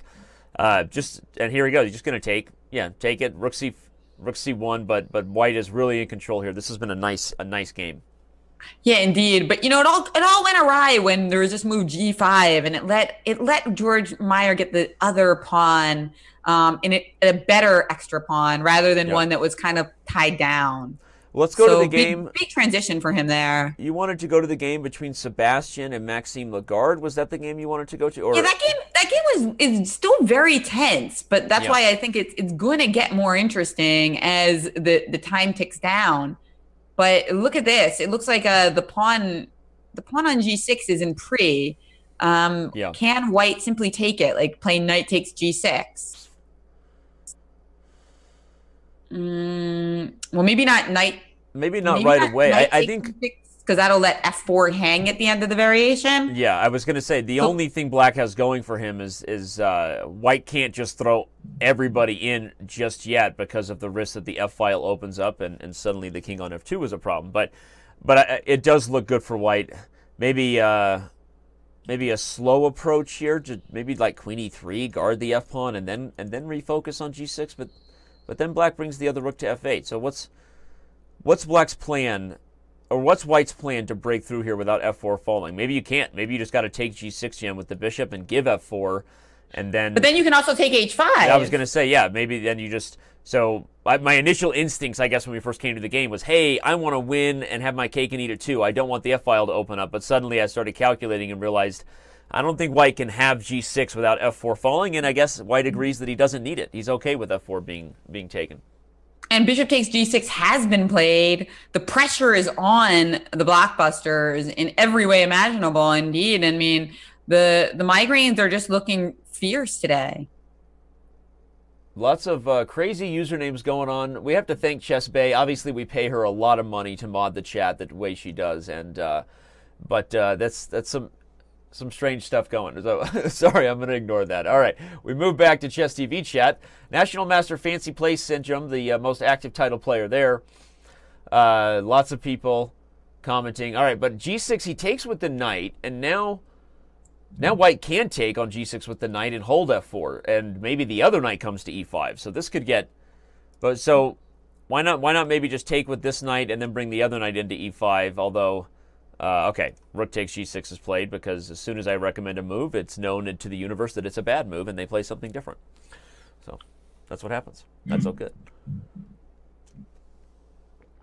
Takes g6 with the rook, trade bishop d3. So somehow white did get in. Stole the g6 pawn, held on to f4. White is having the cake I wanted, and he's eating it too. This is what I dreamed of, Jen. This is how white is just going to take this game. Sebastian, he's showing all those people out there that chess dads can play some good chess too. Right now, I feel like Sebastian is fighting for my team. Yeah, that's right. Me too, Danny. Because, people always are saying, oh, have a kid, you lose 100 rating points. Right. I like Sebastian saying, no way. I had a kid like 2 days ago. And I'm not saying that's wrong, because if I'm coming in at about 24, 25 FIDE, then if you lose 100 rating points for a kid, doesn't that make me 28, 25 in my potential? So, no. But you do lose years on your life. But Sebastian, in good shape right now. I think he can. He obviously has one of those perfect babies, just sleeps 10 hours in a row, no problemo.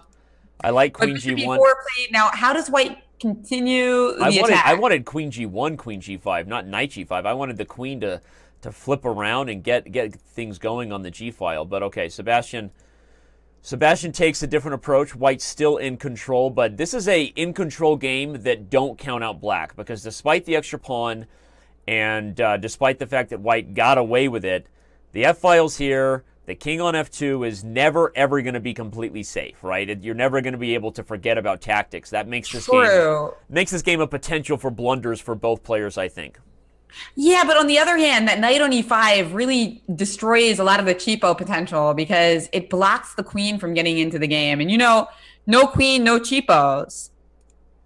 No queen, no cheapos. There's always cheapos if there's a knight on the board. That knight right now is pinned. But yeah, how does white get his queen into the game? To me, that's pretty important here.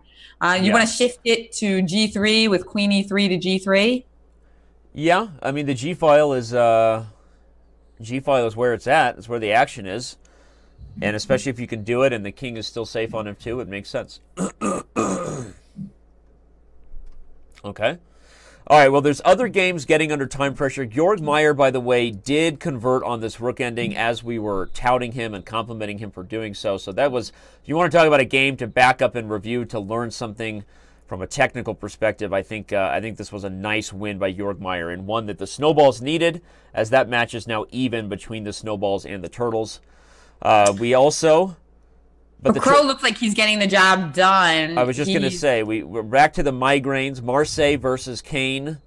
We have Bacro and Fontaine. He's grinding. He's grinding on the kings. This is also good technique here. This 2-on-1 is going to create a passed h-pawn, and white is in control of this endgame. And very tight matches between the Towers and the Puffins and the Snowballs and the Turtles. Yeah, the Puffins, they struck back. Exactly. I mean, in the beginning, we thought that the Mosquitoes and the Lions might be one of the closest match, but the Lions have now got a massive lead there, whereas those other two matches, Puffins versus Towers and Snowballs versus the Turtles, very tight. Well, let's continue to talk then about the Lions and the Lions versus, we have so many games going here. We have Towers versus Puffins, The next matchup between the Lions and the Mosquitoes is underway as I try to find some of those games here. There we go. Well, we saw one earlier, the Jean-Pierre Leroux's game against Quentin Ducarmen. That game is really interesting. Okay. It looks like White just played the move c5, and now it's going to probably continue with c6. Just trying to expand on the queen side, figure out how to get his pieces into the game, though. His knights are a little bit woeful here, right? We really want to get either our knight on d2 or our knight on h2 somehow on like e5 or c5, right? Yeah, agreed, but it highlights, we were talking about this structure and how what White needs is either e4 or f3. Those are the required breakthroughs for White to get safely, everybody, if you're going to stop Black's attack in this structure. But as we can see, White was not able to get those. Black maintained control over e4, has complete control over f3. This knight is poisoned on h4. Taking it would just lead to an immediate checkmate attack on the h-file, so don't touch that pony. And even a move like bishop c8 or bishop e8 here, I like Black's chances to keep an attack going here. So this is kind of instructive from the perspective, I think and not to say that there was opportunities to get f3 and e4, because I don't know what Jean-Pierre Leroux might have had or not, but this is instructive from the perspective that this is how this kind of structure, this attack, really gets played well by Black. And if you can get to the h-file before White can open up the position, then you are in business for a checkmate attack. So I like Black's chances to win this game, which the Mosquitoes need. They need a win here. I like just bishop e8. Okay, he plays bishop c8, but even that, I mean, how are you dealing with, I'm going to bring my queen over, and the king is in big trouble here. Yeah, that's true. It is very dangerous here for White. You almost want to play a move like e4 if you're White anyway. Just like literally you have to do something to open up the position just to change the structure. Taking with the f pawn wouldn't be good. Right, because you can't take so easily. If you do play this move e4, you can't play with f takes e4 that easy, because then there's queen takes g4 check. Suddenly your own king is under fire. Yeah, I think White has to sense the danger here and not play passive defensive moves like knight f1, which are kind of tempting. It defends g3, defends the knight on h2, and says, all right, makes me feel kind of warm and cozy. But I think if Black has more time, the attack will build. So I would look to strike in the center if I could here, if I was White. Well, let's see what he does. Yeah, I see what you're saying, because that idea, that just very brute force idea of queen g5, queen h5 is pretty devastating, after which having knights on f1 and h2 won't help you, because just knight h2, knight takes f3, queen h1 mate is the idea. Yeah, and after e4, if we talked about how f pawn can't take because queen g4, and even if d takes, White might just sack a piece. Take e4, pawn takes, grab g4 with check, take on e4, and it's a position, okay, you're down a piece for sure, but you've changed the nature of the game by opening up Black's king. You've got yourself a couple pawns, and I would be a big proponent of not just sitting tight and letting Black have his way on the h-file. So, all right, well, we can come back to this one if you want. What other games are under time pressure that we might jump to? Let's go to this game here between Gazzoli and Diamante, because here we got some time pressure. But Diamante's holding. It's an obstacle bishop position. Holding from the perspective that it's obstacle bishop doesn't mean that she's going to hold, because it's actually that c-pawn looks kind of nasty. Yeah, I think we have a lady on c1 here at some point. I like Gazzoli to get this win. Now, meanwhile, let's see Sebastian get the job done against Maxime Lagarde, as they both have only a minute left on the clock, and he's just played the move knight takes e6, queen f7. Oh, you're still looking at that other game, right? No, I just switched. So we have, as you said, Sebastian is getting the job done on the g-file finally.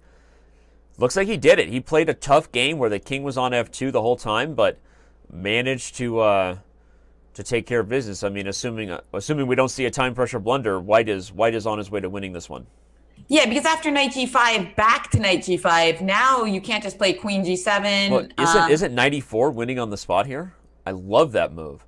Knight e4 gains a tempo on the queen. You can't take e4 with the queen because of queen f6, and you can't take with the knight. That is a nice one indeed. And he finds it. There we go. We have a combination that's probably going to bring a resignation, and that rhymed. Very nice. There you go. Nice game. And nice finale and serious problems here for serious migraines for the Blockbusters. There you go. Serious migraines. They are a headache. The team Although from I probably Marseille. shouldn't make fun of migraines because that's a real bad condition It when is you a get when you serious get issue, and their logo speaks highly of how it feels for people to get migraines, like having a sword through your skull. So I agree. We won't make fun of the condition, but it is a headache right now for Kane. Yeah, exactly. And what else do we have going on here? It looks like the Bacro Fontaine game is still underway with 20 seconds left for Fontaine and 10 seconds for Bacro. Bacro And looks to be this might be totally. it right here. If Macro gets, Oh, look at oh, that! what a nice move! Rookie 5. We came just in time. This king was in big trouble on f5, everybody, because of the pin on the bishop. Threats of rook takes f4, but rook e5 does the trick. Guards the Rook bishop. e5 and now bishop e5. We could make a queen, or we could take a timeout and just play pawn takes Yeah, e5 and queen. later. Look at the king on h5. The bishop on h2 guards, checks, which makes that a nice square, but only 4 seconds left. This could be anybody's win with a blunder. Oh, rook f8, rook f5. That's cool. Yeah, Allowing. force bishop f8. I mean, White should be winning here, but Fontaine is holding. He's currently playing slightly faster than Bacro, who needs to speed up. He just got made that move with zero point 0.4 seconds, Jen. He has no time. No Literally time. no time. This is Bishop f4 and bishop g3 played. He's okay. ready to Very do the nice same technique. idea. Bishop d6. He could play rook f. I was going to say rook f3 guards the bishop. Then you can go back to f5, try to get your way in. Okay, rook e3. Nice. He's accumulating some time, Danny. Yeah, that was huge for him. And now bishop e7 would allow rook takes e7 and bishop d6, and it's over. And Bacro finds it. Wow. I was just about to Nice say Bishop finish. e7 would lose, and he missed it. Fontaine goes down swinging, though. That was exciting. Nice finish, Danny. And you saw it right away. Rook e7, bishop d6. That's why you do your tactics trainers, everybody. Yeah, no, that was a. But even if I think it's one of those moments where you have to remember that blunders happen when you're losing anyway. So as much as Fontaine can be criticized for missing it, there was really how was he stopping rook e8? Right, rook e8 was coming on the board, hitting the bishop on f8, and I think Bacro had really showed some great technique under time pressure anyway, Jen, even without the Fontaine blunder of bishop e7. So this is crazy. We've got 8 points for the migraines and 4 for the blockbusters. The blockbusters are really done. And Yeah, I mean, not quite mathematically eliminated. They could get a clean sweep in the last round. There was one more round, everybody, but short of a clean sweep, all the migraines need is a draw to get a match victory. and meanwhile, the I was heading back over to the game, as you said, between Jean-Pierre Leroux and Quentin Duncan, because I want to see what happens here if Black can get the attack. Oh, White played e4. oh yeah, you were calling out for that dynamic move again. Attack on the wing being met with a counter blow in the center. Very logical, and we've seen it a couple times today, including in that lovely Gawain Jones win from a couple rounds ago. Yeah, that was huge. And thanks to Chess Bay, who's already on top of making a clip for Bacro's clutch win. That might have been the highlight of the day so far there. That was amazing technique. When he made one move, Jen, because it's 15-2, he made one move that brought him up to 2.4 seconds. So he had 0.4 seconds when he made one of his moves there, Bacro. So just really, really impressive to convert that thing with no time. Okay, well. Oh, so we were moving over to the game between the Lions and Mosquitoes that you just brought up. Yeah. So we mentioned that this move e4 was played, Yeah. and now what? I think it was huge for White. I think that was exactly what the doctor ordered, and I think that it was the move that almost punished the move before it, Jen. I said bishop c8 or bishop e8 because I thought just move the bishop and get to the h-file, but backing up to move 27, I think Black should have brought the bishop to e8 to be prepared for a move like e4 to get that bishop to a defensive diagonal. All of a sudden, I mean, fantastic break by Jean-Pierre because, I mean, Black isn't better here at all anymore. I think that White is actually inching his way into taking advantage of the open king. So I think E4 was well timed, and this is now getting really crazy. Very instructive indeed. And the move rook g6 played. I'm getting that rook out of the attack. 2 minutes left for each player. So this is huge. The Mosquitoes really need this one. An immediate queen takes f3 by Jean, giving up the knight on e4. But in return, he's going to have so many pawns and an attack on the king. And I think if you're Quentin de Carmen here, you got to probably just take the knight now and just risk it to get the biscuit. You got to take e4, play rook g7, try to defend up a piece, and even deal with a move like d5. Although, wow, that looks really scary for black. So yeah, I think white is really going to get a lot of pressure here. So this is it does scary. Look scary, but if not that, it's also scary, but you're not even up material, right? So maybe he should just try that and see, like, takes on e4. Oh, but he played queen h4 instead. Wow. With the idea bishop takes on e4 and bishop takes g3. That could be kind of interesting. So there's all sorts of tactics going on now. But even a simple move like king g2 to guard g3, followed by rook h1, I feel like queen h4 was... So if king g2, the idea is that if takes on e4... Oh, you're right. Maybe that's why he did it, to prevent queen e4. If king g2 takes e4, and I guess black maybe is okay. Although you could take with the bishop maybe because I think if queen e4, I should have a rook g3 or something, maybe. Right. Okay. Yeah. Yeah. Interesting, though. These lines now have to be calculated, and guess what? No time to do it. Yep. Yeah. Oh, rook e1 was played. Sorry. So king g2 wasn't even played. Rook e1 played. Yeah. Takes on e4, and now... Now I guess probably rook or bishop. No, bishop takes, maybe there's bishop takes g3. Yeah. I didn't have time to calculate it. So white's going to go with rook takes. And, okay, but black is up a piece, right? And without a concrete threat by white. Wait, is rook g4? No, you lose the queen. Oops, joking. I thought rook g4 might have been overloading the rook on g6. But, yeah, rook g4 would have just lost the queen. So, okay, no. But so I want to keep queens on the board as white, because I think that the queen trade's got to favor black. Yeah, probably queen e2 or queen h5 are moves to consider. Okay, he goes with queen h5. Unless there's something that I don't like with taking on g3 in general, I really want to keep queens on the board here. Yeah. By contrast, black would love to snip them off. If he could play something like queen g5 and force a train of queens, that would be an achievement for black. 1 minute left on the clock for the Mosquitoes and almost 2 for the Lions. Yeah. Well, and you asked which matches we thought would be close. Right now, I think we're going to have our pick of it, as the Towers and Puffins are at 4-4. The Snowballs and Turtles are also deadlocked for a piece. So as these first 2 matches we've been covering all day between Cannes and Marseille, Amsterdam and London come to an end, I think we're going to have an exciting finish, everybody, so don't go anywhere. Curious. Yeah, we've been paying a lot of attention to those games between Blockbusters and Migraines, but as that looks like it is going to be a blowout in favor of the Migraines, and it does look also like the Lions are dominating, we're going to be paying extra attention to the Puffins, the Snowballs, the Towers, and the Turtles. Speaking of dominating, there it is. White gets queen e8, and what a turnaround. I feel queen like... Queen f8, there's rook h8 check. Rook h8 check. It happened. It's over. Distracting the king. We're going to win the whole game, just resignation, not wanting to wait for king h8, queen takes f8, and queen h6 mate. We head back over here to the game between the, well, there's several games going down between the Puffins and the Towers, but this one here caught my eye. Johan Hjartsen versus Amit Gashi, and it looks like, I'm not sure who's better here. I like black's bishop pair, but white's on the attack, so we'll see. We'll see if white can get something on the f-file here. You almost want to play a move if you could. I don't think it works tactically. Bishop h6 was nice, but if it wasn't for my queen under fire, I'd like to play a move like d5 to cut off the bishop from guarding f7, even if I have to sack the exchange on the bishop on d5. But bishop h6 was a nice move by black. Knight g5 check. Okay.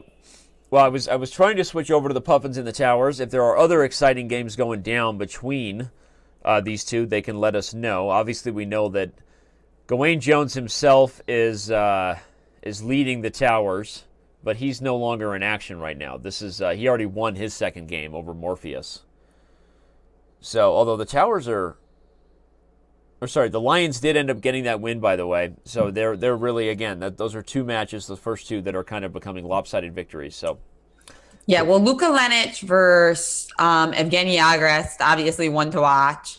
Okay, let's find that one.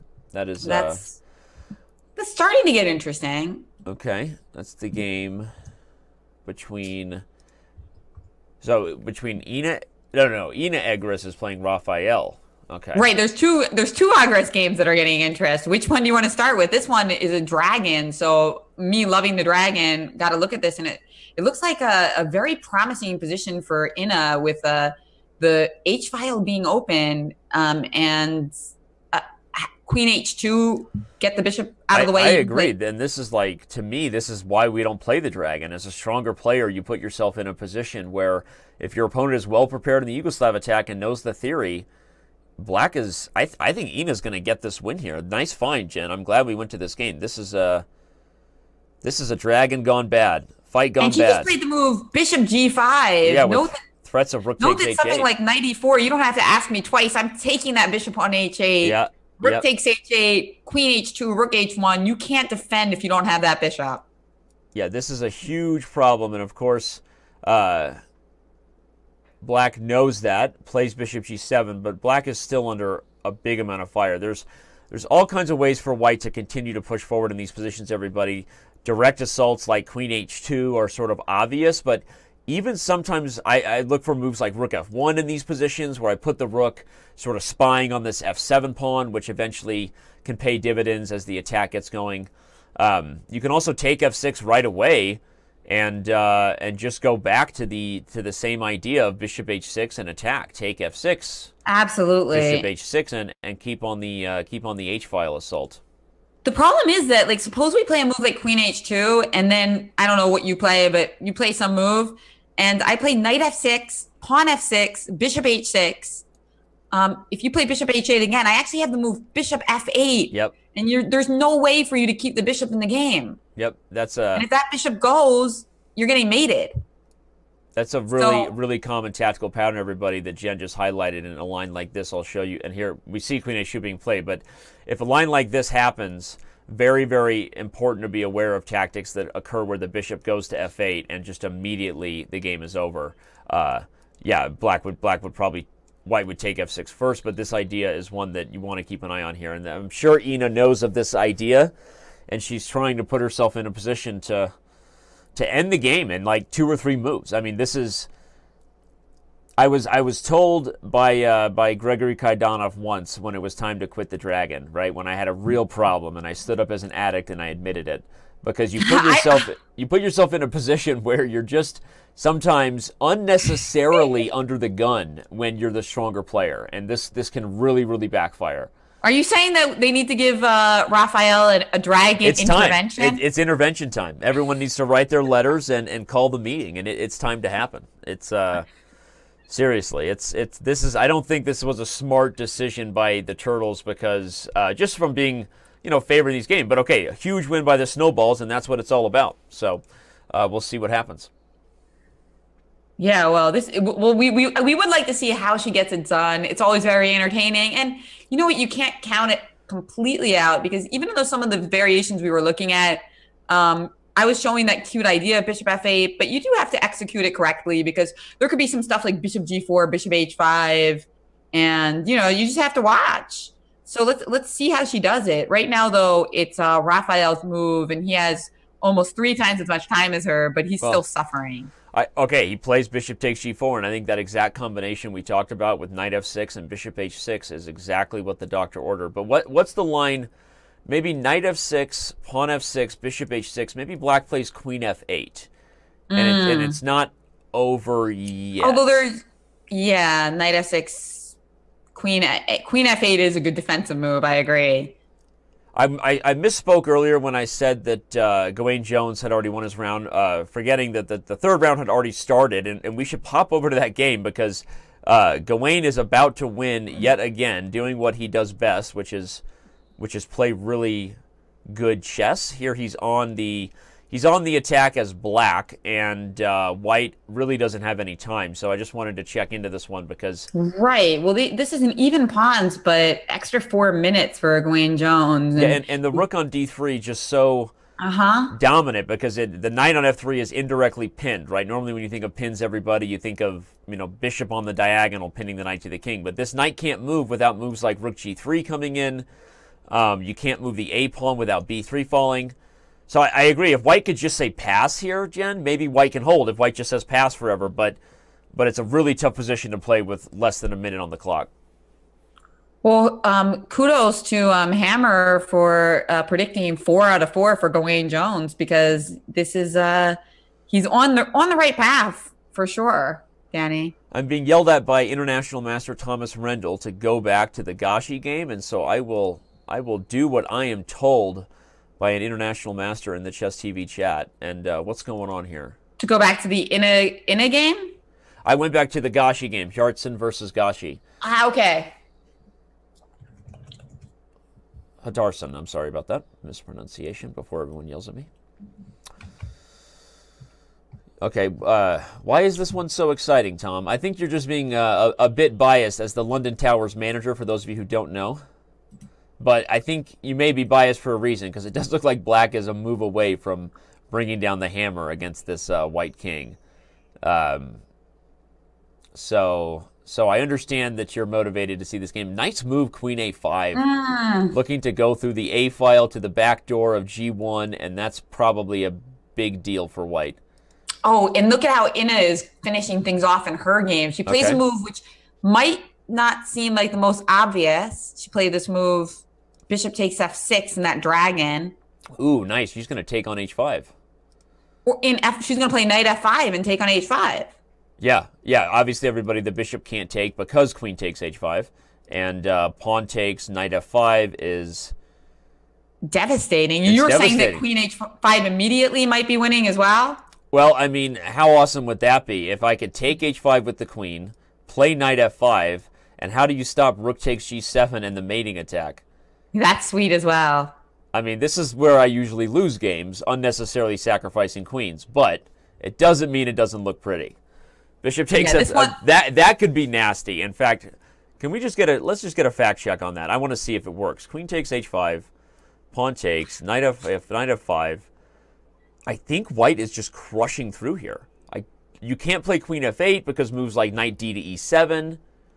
Okay, she goes knight f5 because she's a smart girl and there's no reason to sack the queen. But for the record, I think queen takes h5 was winning, okay? I agree with you, but I also agree with her decision. Yeah. Not a lot of time in the clock. Knight f5, totally devastating. You can't take it. Knight takes g7, queen h5 as a threat. White is just scooping up material and checkmating to boot. Well, if you had Ina Agres as a potential upset on your fantasy team, you are in a good position here because she is about to get a big win here for her team. She is also a player manager for the Stockholm Snowballs. So awesome stuff here. Okay. And we love to see the women do well in the Pro Chess League. There's an incentive to get women on these lineups. That's right. They're allowed to have a higher rating average if they include women in their lineups. We need more women playing chess and girls playing chess, and I think it's awesome to see them score in games like this. I agree.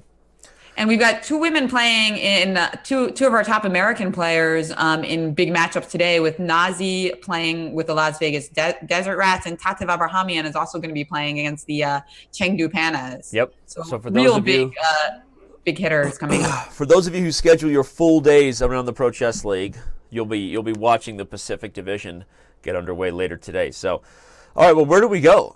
This is going to be a big win by Ina. I'd love to sit here and watch the finish, but really already been instructive and a great game. Let's go to the other Agrest, Evgeny Agrest's game against Luka Lenic, because that one's also interesting. Although it looks like that one, unfortunately, is more interesting for the Turtles because Luka's up in exchange. Yeah, and I'm trying to pull up that game right now. We got a lot. So it looks like it's going to be 1-1 for the Agrest family. As the queen h7, not only is Luka up a exchange, but he's also snapping up some pawns. This match is just so close, Danny. There we go. Got the game. Yeah.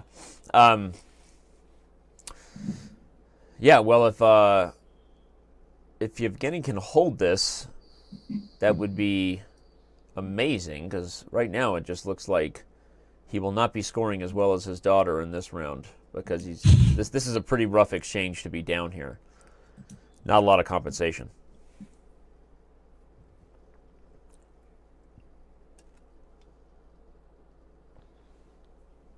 And we also have a super tight game between the Puffins and the Towers with super tight match overall. Which game is?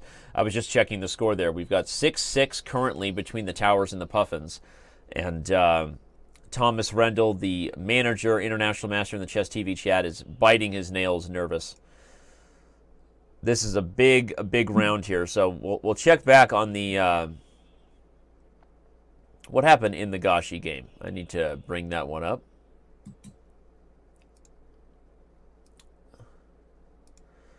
In the Gashi game, who managed to pull away? I'm actually not sure. and it just we don't have to go to it, but the George Meyer game between the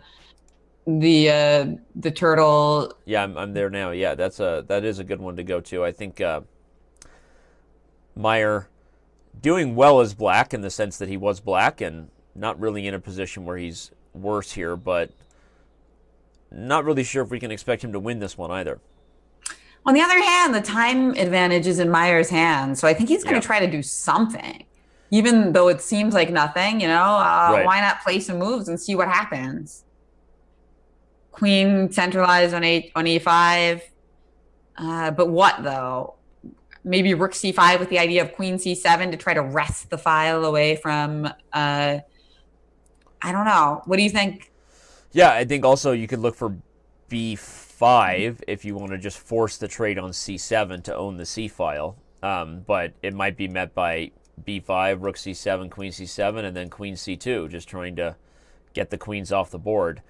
And probably not a lot of winning chances there. So I wonder if black wants to.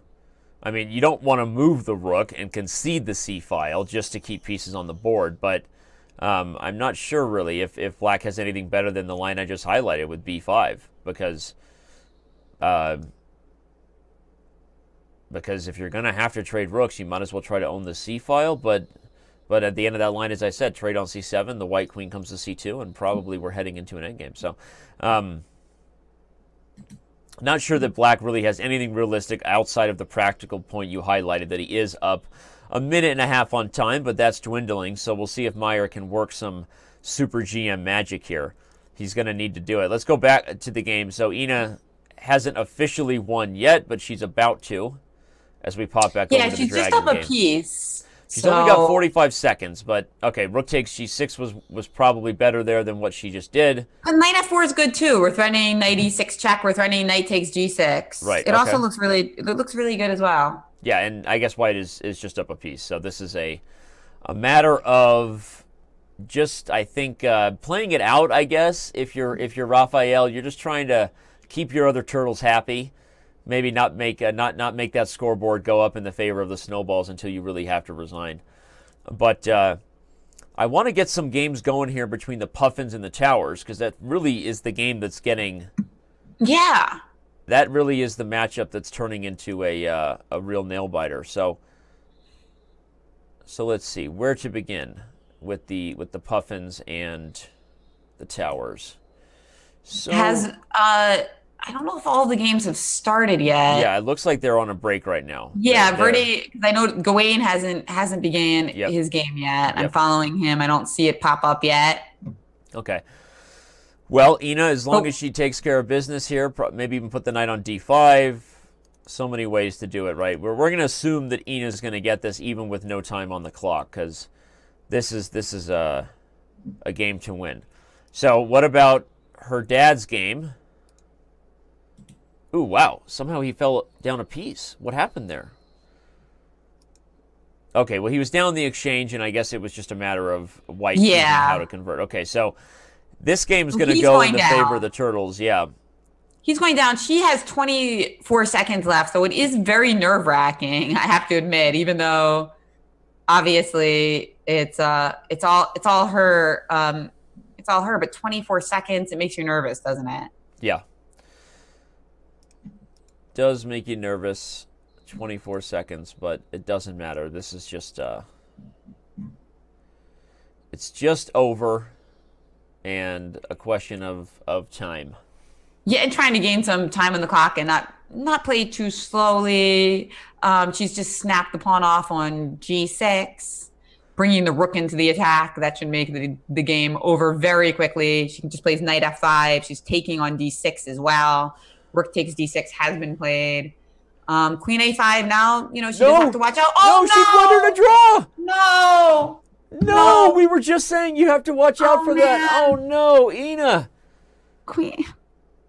Oh, that is a heartbreaking draw. Gosh. Heartbreaking draw. What in the world? Oh, no. That was the perfect dragon for white. That was what the Yugoslav attack is made of. She did everything she needed to do to convert on this one, and then blundered the repetition. Oh, man. Queen e1 check. Oh, that really does feel bad. Even though, obviously we don't have any, we just want these matches to be close and the games to be interesting, but to see an underdog perform so beautifully and play such a great game, but then blow it because of a perpetual, it's painful, Danny. Yeah, it really is. It really is. You're recovering? I'm just recovering from that one, heading over to Georg Meyer's game because I don't have a choice. But, yeah, you got to keep commenting. Danny, there's no time for recovery. Danny, you can't just go in the tank. I just don't like a dragon addict, being let off the hook. It's really just about helping the dragon player. You have to crush them so they can come to realize the error of their ways. They have to actually hit rock bottom. Yeah, they got to hit rock bottom, or they're not going to stop playing the dragon. And that was oh my gosh, that was a rough one. Well, anyway, moving on to George Meyer's game. I mentioned earlier that he was way ahead on the clock, and I was kind of speculating whether he would try to make something happen. And now he's down on time, and he's trying to repeat moves. So this game looks like it's headed towards a draw. Yeah. Short of. And by the way, Wayne Jones' game has started, so it looks like the London Towers are getting underway in this critical round. Yeah, this against is it. Puffins. This is the final round right here, right? And we've got the Towers and the Puffins throwing down everybody. This is for all the marbles, and you've got Grandmaster on Grandmaster action here on board 1. Where is board 2? That's right. It's 6-6, tied up, and we're going to be keeping a close eye on this. Meanwhile, the Turtles I'm still getting the final update on that score. Yeah, well, the Turtles are up a game right now, but and that's because Yevgeny Agras was unable to hold here on the analysis board. Everyone can see that he went down, and with the draw agreed between Georg Meyer and Jor, the game is the Turtles take a big lead. Well, they take a 1-point lead. Well, Michelangelo is going to. Oh, is that game? That game's already recorded. Michelangelo has won against Agras. Gotcha. Yeah, you're right. And so where do we've got a lot of games that were done between the Marseille Migraines. I'm looking to bring up more games here between the Towers. And although there is still one interesting battle going down between Marseille and Cannes, which is, at least in my book, we have Gazzoli versus Gunina. So that's checking on that quickly. Oh, yeah, that's always fun to watch. Looks like Gazzoli is actually just in the driver's seat on this one. And Gunina seems to have finally met her match in regards to somebody who's going to play faster than her. Gazzoli. And we do have the game just starting up between John Victor Gunnarsson and Keith Arkle. So that's a really key matchup between the Towers and the Puffins.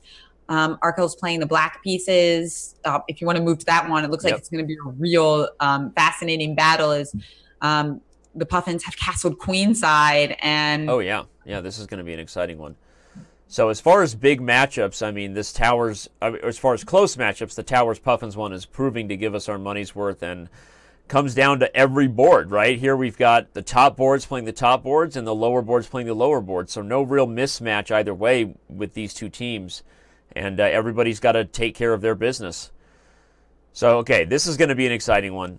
We've got the game between Gawain Jones and Hatarsson to keep our eyes on. Another kind of weird game over there. Who else is playing between... We've got, who else is playing here between the Puffins and the Towers? You've got Olafsson versus Ghazi. And I'm pulling up that one right now. Okay. And then Bjorn Thorfinson against Peter Robertson. So those are the 4 games we have underway in this critical last round against the Towers and the Puffins. Yeah, let's talk about this one here between Ghazi and Olafsson. It's, not the most exciting opening, I guess, to start, but Gashi trying to do his best Gawain Jones impersonation with a double fianchetto, kind of a weird Indian-ready kind of game here. So those London Towers, they love their double fianchetto bishops. That must be Tom Rendell's influence there. Some sort of hack attack. Well, they are up in time. You know, when you have your system and you know like your first 10 moves, it's really is advantageous and rapid to get like a couple minute edge on the clock. Yeah, I agree. All right, so let's go back to this game between Gunnarsson and Arkell, because here, that one is really shaping up to be one of the most interesting of the round.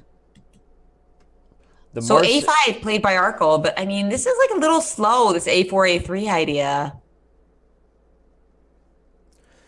Yeah, it's taking black forever to get the attack going. And can white try to punch F4 through, right? White wants to create new open lines, and if we can get F4, we can open things up and start to attack. White is up a pawn here, everybody. By the way, if you're keeping score at home, the math is that white is up a pawn, which not going to be the most critical part of this position, probably, whoever gets an attack on the king, but it is something we want to note. Yeah, F4 with the idea that if you take on F4, we could just play rook F1 and we're going to be taking back on F4 with the rook. I mean, I guess you could try to defend it, like play something like Queen E5, but that's not going to last for very long because we have like Knight C4, posting our knight up on that beautiful square, aiming for D6 and E5. Your king being in the center, you're going to suffer. Yeah, I agree. And but I don't even know that that white Gunnarsson needs to sacrifice it. White can maybe just prepare it. White's taking his time here, so I guess not a bad decision to develop a plan and then commit to it. But every time you see someone taking a couple minutes when maybe a move could be played quickly, you wonder if that'll come back to bite them. How's Gawain Jones doing over here in his game?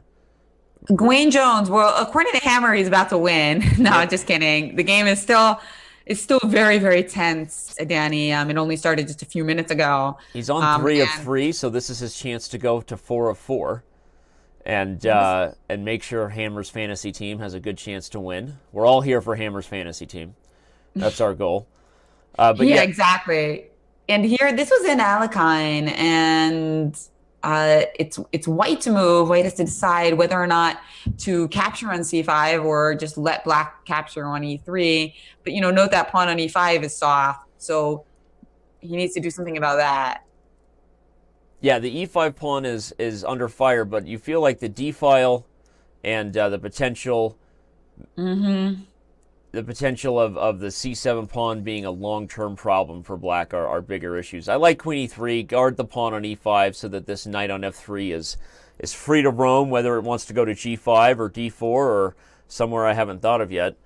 Got to give a shout-out to Peter Svidler, the one and only, for my money, the best chess commentator in the world. Awesome commentary when Peter's behind the mic. But he's currently hanging out with us on Twitch for the Tata Steel Rest Day. So, oh, wow. Shout out honor. to Poberta, who's over in the Twitch chat. And, all right, well, we can go a million places. If anyone sees a more exciting game than Jen and I are following, feel free to yell at us. We love it when people yell at us. We will keep the train moving as quickly as we can. All right, so this matchup here is 6 of 6, but so is the Snowballs versus the Turtles. So as soon as their last round gets underway, we obviously have to follow that one closely, as that one's going to come down to the wire as well. But if we take a look at this Towers Puffins game so far, just kind of eyeballing the games that are going on, we don't like Arco's position. We really like the Puffins. So we kind of like the Puffins on that board. Yep. Gawain Jones game, it's really hard to say. It looks very balanced, but Gawain's been playing great today. So let's just call that one a push right now. What about the other two games? Can we eyeball those two and see who's more likely to win this match? Yeah, we've got. So as we said, Gawain Jones is better, maybe. I mean, I guess we kind of expect him to win because he's Gawain Jones. Yeah, I agree with you on the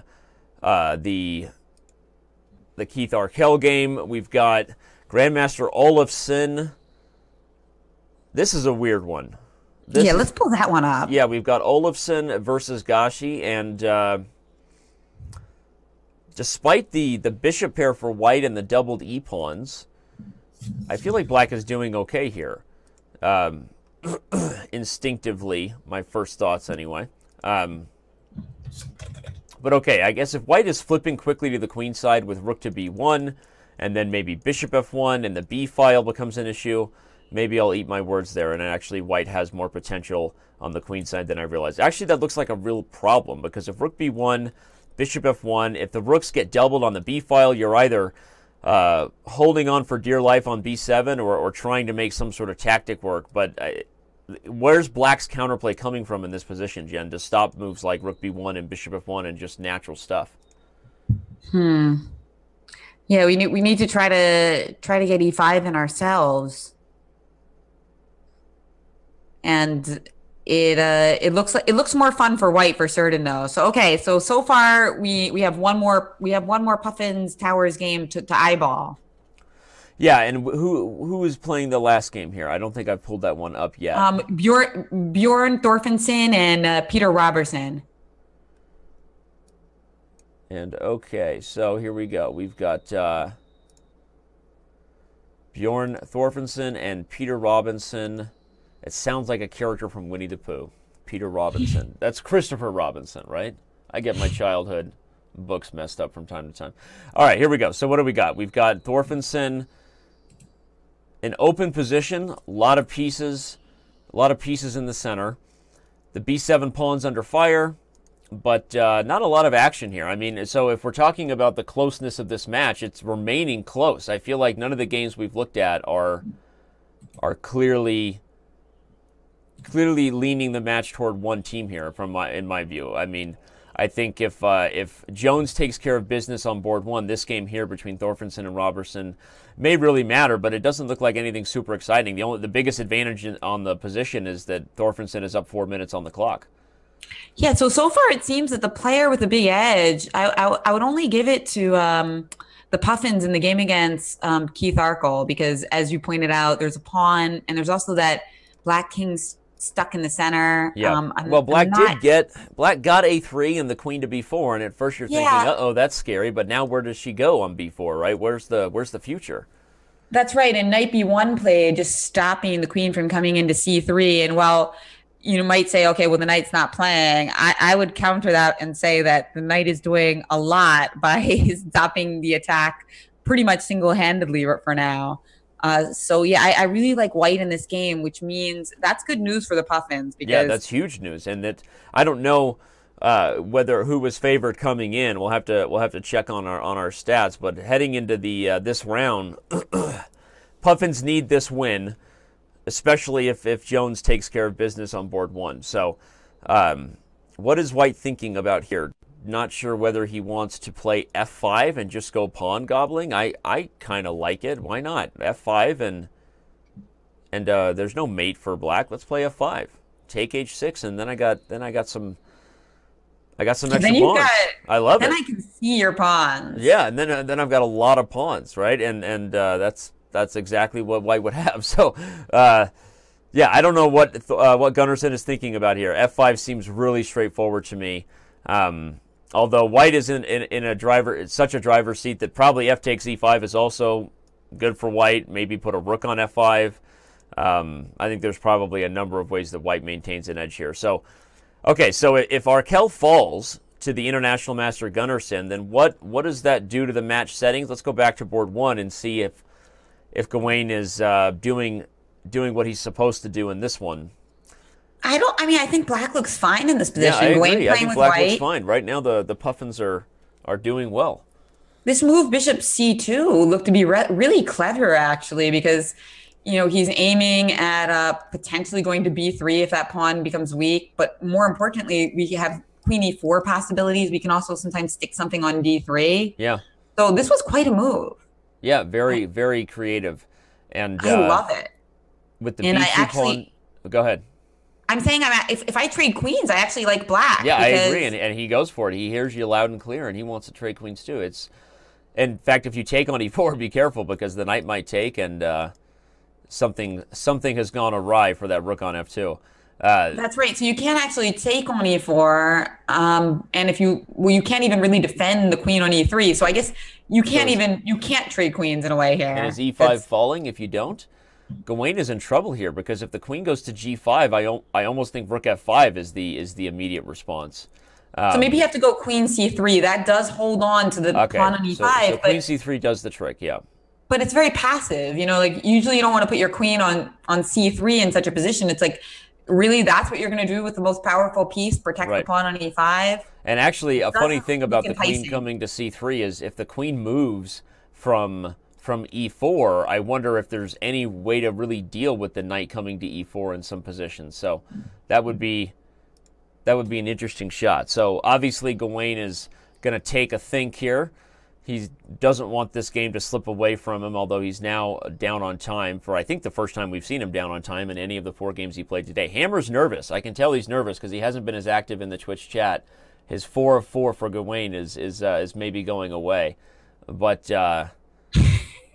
The most nervous about his fantasy. The most nervous about his fantasy. Okay, let's go back to Amit Gashi's game versus Grandmaster Olafsson because we have a fun exchange sack on f5. Ooh, this one is fascinating indeed.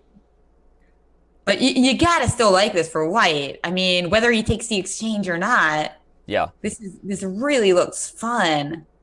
You got your queen on a6, which is really nowheresville, and bishop takes f5 was the choice. Yeah, he decides to just tower. take it.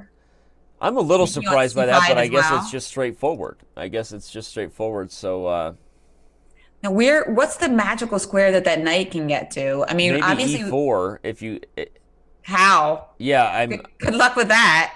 The real issue is I can't move the knight because b8 falls with check, but there is discoveries on the d3 rook. I quickly was looking at something like bishop b2 and then knight d6 where I could get that discovery and right, I see. Okay. Of course, it doesn't work because the rook's falling with check. So that was my magic square. Can I make it work anyway? I can't, right? If I play knight d6 first, then you just take g7, and I don't have my discovery. So I stand by my magical request, but I have no way to deliver that pony to a better square. And instead, black goes for e5. But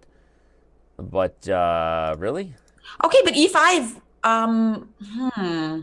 E5, queen c8 was played. Now if we could get our knight to e6, that could be kind of cool. Yeah. That's a good square for the knight, trying to take g5 as well. But yeah, I do like e6. And I guess the one long-term potential worry for white, or you just have to be careful about your king on g1, right? There's even sometimes simple threats like queen to d8 and the g5 pawn's under fire. Okay, if your queen can't come over and defend the pawn, then you may have issues. So white is better at the exchange, but I got to be honest. If we went back to the position where you took f5, I would have been more in favor of taking c5 and playing rook b1 and trying to make sure that I dominated the position because I don't think that rook on f5 was really ever going to move, in my humble opinion. But okay, we're going to see if black can get enough practical chances to make Gashi feel the pressure. Our first official victory today in the Central Division, the Marseille Migraines have defeated the Cannes Blockbusters. So the all-French matchup in favor of the migraines. Congratulations. Officially Meanwhile, over. the Lions are just a point away from a victory of their own. So Marseille was able to get it done without their top seed and manager. That might be the highest rated Super Grandmaster player manager, right? Maxime, until we can get Magnus or Hikaru or some one of those guys to manage their own team. But yeah, Marseille gets it done. The London Lions are also going to get it done. For some reason, a matchup that we weren't attracted to it. We didn't get gravity didn't pull us in the direction of a lot of Lions and Mosquitoes coverage, so we apologize about that. But we're not going to change go now. Lions. Congrats to the Lions. Meanwhile, let's go back to Gawain Jones' game because something is happening. It looks like there's been some kind of sacrifice sacrifice. The pawn on e5 was taken by the queen, but now bishop takes d3 with the idea that knight d3, queen d3, queen g5. But at the end of the day, there's something happening on f8 in between, isn't there? There's okay, maybe you don't even need to. White can just take. Something happened here where black let it slip. If we back up a few moves, black did go with bishop d3. F3 is hanging at the end. That's the problem. Black's going to lose a piece. Yeah. Because I think rook takes f8 immediately allows queen e1 check, queen f1, queen e3, and then queen takes g5. Yeah, in the live position, I see the line you're looking at. I guess I was curious on the analysis board where black messed up. Maybe rook to d8 was better than bishop d3. It feels like the pressure was on. We did like Hatarson's creative idea, but maybe Hammer's 4 of 4 by Gawain Jones is back in business. So this was a tactical. Did you show the line with queen d3 now? Yeah, queen d3, queen g5. This happened. Queen takes d3 is on the board. Rook takes f8, rook takes f8, rook takes f8, king takes f8, and queen to f3, forking the king and knight, everybody, is, I think, just forced. It looks like it's about to be on the board, and Jones is going to go up a piece, and the world is right again, with Hammer being happy about his fantasy team. That's right, and that's just going to be over, and that means that the towers are going to go up in this match. It makes this game between Keith Arkell and Gunnarsson even more important, and Arkell has made this a little interesting. It looks like white is still in control on the king side. Is there queen e6 check on the board? Okay, so sorry, Arkell did not really make it interesting. Gunnarsson is a move away from winning. I was kidding. And okay, bishop takes f7. Nice move. Very nice. Even better than my queen e6 actually, because now queen e6. After king f7, queen e6 check. It's f6 threatening queen e7 mate. And how do you even stop it? I don't. I resign. You're right. Oh wow, so that's pretty. Very nice finish the here. Pro Chess League has seen more than its fair shares of bishop takes f7 checks. We've seen a lot of really nice tactics on that square. And nice finishes, too. But all that does is put us back in a position where if Gawain Jones wins and Gunnarsson takes care of business as we have been thinking he was going to do for a while, we've liked white's position for a while, that means the towers and the Puffins are still deadlocked. And, oh my gosh. Let's take a look at the game between Helgi Olafsson and Amir Gaji, because we got to do it. Critical. Yeah, that was the one with the exchange sacrifice by Helgi. Yeah, and again, it feels like black is getting some counterplay here. Maybe I'm overreacting. Black did get the knight to e6, just as you requested, Jen. I look at g5, and I keep thinking the white king might have more problems. But okay, if the queens come off the board, white's just winning. When you have two rooks versus the minor pieces with enough open files to infiltrate, it's just going to be over, everybody. But how does white get the queens off the board? There's no way black is going to trade queens here. I'm expecting queen a4, maybe even queen a6 to hit the rook. One of these moves should be played by Olafsson here. Agreed. I think something like queen a4 or queen a6, and queen a6 was his choice. Okay. Hitting that rook on d3, keeping the tension in the position. He still has a time advantage.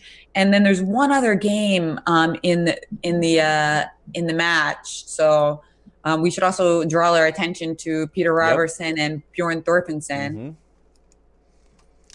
And the other matchup that's also locked up and also underway and also deserves our attention. I'm going to pull up these games now just because we have to. Georg Meyer taking on Luca. Here, the board one matchup. This is going to be huge. We've got Yevgeny Agras taking on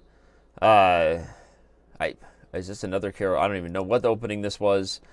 We've got the one and only Rafael taking on Alexenko, and then we have our last matchup there is Ina Agres taking on their board 4, the one who scraped a draw as a 2100 against Georg Meyer in the first round if you're just joining us. But okay, we're going to stick with the game I already pulled up between Thorfinson and Robinson, but keep an eye on that. That game was not very juicy, so it seems like that game is likely to be a draw, which would put all of the pressure on the game between Amit Ghazi and Helgi Olafsson. Yeah.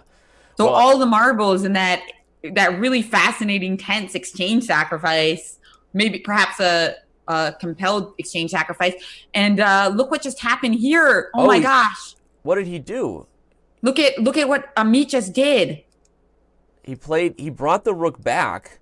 And now there's some tactics. Rook takes b1, queen takes b1, knight d4. You got to take back, and I have queen h3 check. And black has a draw.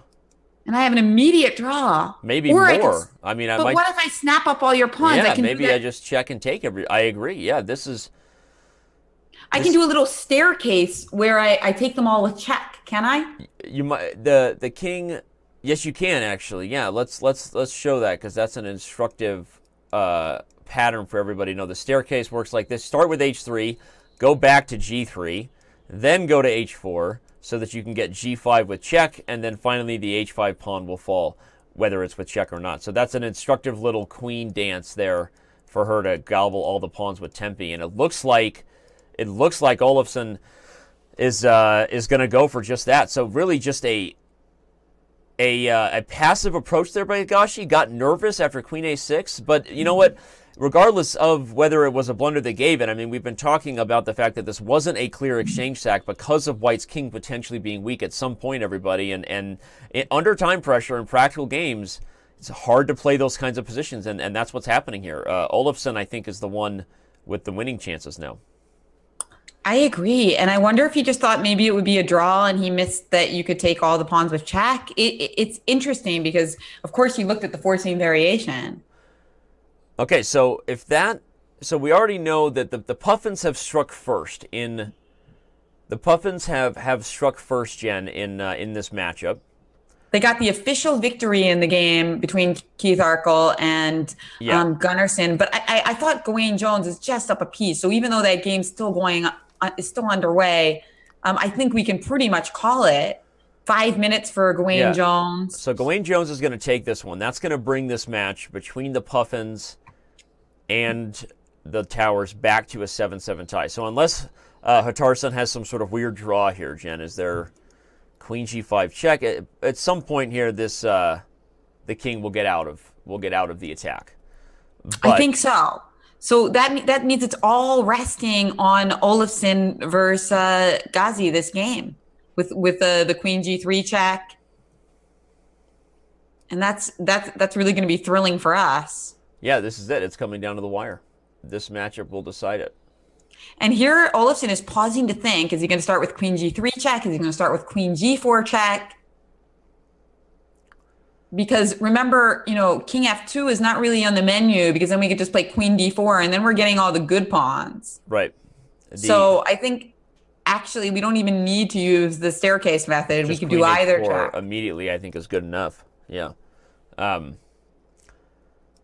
So if queen h4, I mean, the staircase method is already on, everybody. As Jen highlighted, you don't want to give up the d4 pawn. That's even worse than the g5 pawn because it lets the bishop out and White really has problems. So after queen h4, we're expecting king g2, take g5 with check. The king runs to f2 maybe, but then forget the h5 pawn. I'll just go back to check and go after the d4 pawn, right?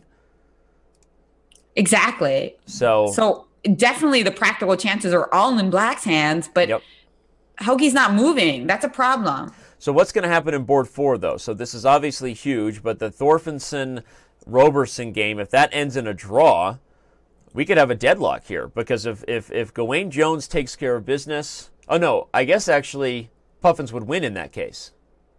Exactly. Yeah. Exactly. But I don't think that game is over yet. I think that, Helgi Olafsson with 3 minutes left on the clock, we're still going to have to keep a close eye on that. Meanwhile, the turtles underway against the Yep. snowballs, and there's all sorts of games to look at there. Well, let's start with Jorg Meyer at the top, and Yeah, good idea. George Meyer versus Luka Linic. it's not the most exciting one of all of the games going still, but if trades on the C file happen and neither side can move forward. But okay, if we had to pick somebody, I think we slightly favor white, I guess. Although the b4 pawn is really strong and holds the a2 pawn, which makes me think there's always potential for knight c3. In fact, Jorg Meyer kind of smells a rat and doesn't want to leave the knight here to have that potential, so he's going to kick the knight back. But I expect it to go to d6, where it might come into b5 and try to do the same idea eventually. So Right, because if we play c3 right away, you just play like takes and queen d3 or I'm something. thinking that we don't want to go into a position where that pawn is more of a target than an asset. But Yeah, maybe, because knight d3, knight c5, indeed. So this one's very rich. But it's gonna get very interesting, I think, as the minutes tick by. okay. What about board two between these two teams? Or I think it's board two. I'm not even sure if it really is. Either way, we have Grandmaster Yevgeny Agres playing as well. So this one is a little more crazy. I like white here mainly because I like that spy on h2. I like that bishop on that diagonal. I like how you call it a spy. Very nice. I like the bishop, and I like white getting the d file before black does. So, especially with the tempo now gained on the knight. So, what do you think? You like white here, or maybe it's not as big of an edge as I thought? Black can play the move rook e8 here and just kind of offer some simplification. Yeah, I think it's going to be. I like it a little bit for white, but I'm not sure if it's enough to claim anything major. But somebody who has claimed victory is Gawain Jones. Meanwhile, huge news. It looks like Helgi Olafsson simply froze What is going from on? Iceland. No other. And he spent almost 4 minutes before he played Queen H3 check, King G1, and I hate this decision. Yeah, I mean, if he gets this game anyway, it's hard to believe Olafsson can lose just because White's king is so open. There's almost always going to be a chance for perpetual check. But I agree that that was a strange practical decision when those moves were almost all automatic. Okay, but now he can go to g4. He doesn't do it. I wondered if he would want to go to g4 instead and pick up d4. But it looks like he's on a mating net here. I mean, if I'm black, I'd probably play bishop h6 check first, then the queen comes into h3, and okay, so Olafsson, despite the time management we question, black is still the one playing for two results here. Oh, absolutely, but it's pretty scary getting that low on time, isn't it? Yeah, no, I And now agree, and it's 14 seconds ticking down. yeah, well, he's got to play fast, and now after the king moves to c2, I imagine, do we just start rushing the pawns, or do we keep on the attack? Yeah, no, the more we talk about this, the more we're like, what did you do all of a sudden? You were up a minute on time and what is he doing? He's about to lose on time. Exactly. Queen G2, King B3, Queen E2, and he's actually lost some control over the position. Maybe it's still good for black because Yeah, but if I'm white, I'm just going to run the king up the board. If I don't get mated, who knows? Maybe my king ends up on b7 and I win by gobbling the c6 pawn. On the other hand, probably there's always some kind of perpetual for Helgi if like he really feels like he's going to lose on time. But we can't leave this one anymore because with 2.9 seconds, that means that Olafsson just made his move, everybody, with 0.9 seconds. It's a 15-minute with a 2-second increment. So he's literally living off the increment right now. And gosh, he's going to try to come up with anything sort of tricky that he can here to surprise Olafsson. Because if he surprises him, that's what online chess does, right? I mean, okay, you would never do this, but a move like rook takes f5, you just do something that forces him to make a move that he's not expecting to play. You could literally win just on the clock. Yeah, good point. This Brutal. This could be the deciding game between the Towers and the Puffins right now, everybody. Again, if you're just joining us, Gawain Jones did take care of business, by the way, Jen. So we are back to a deadlock at 7 out of 7. The other game hasn't actually finished yet, has it? No, the game between Thorfinson. Oh wait, but now we have an edge. Now Roberson is, no, I guess not really in control. White's just going to take a6, and I thought that maybe the more active rook and the knight would lead to something better for Roberson, but I don't think so. What? Are we having a blunder? I didn't see knight d4 check was coming. He's got rook d8 in the game between Thorfinson and he's got. No, king b7 though. Oh gosh. Rook D8. But why didn't? What was going on with rook d8? I missed it. There was still rook b1 check saved the rook. Duh. Okay, rook so b1, losing. Okay, so. Okay, but somebody could win this game now. This isn't just a draw anymore. There's an edge. Yeah, rook b2. I actually like black's chances here, despite white maybe even winning 2 pawns. Everybody, I feel like black's chances to run the a-pawn are strong, and you know partly why. And Helgi has been playing quickly, and it looks like he might be going for that draw line. Queen c4 check, king a3, queen a6 check. You've got to gain some time on the clock. Queen b5 check. Okay, yeah, we have to stay here for a second, but I want to get back to this game. King a1. We're gonna see queen a4 check. He had no time. Look at his 2 seconds off the increment. He's gonna lose on time. He literally went back to 2 seconds. Claim the draw. King a1, queen a4 check. You can't play queen a2 because of he should have pre-moved.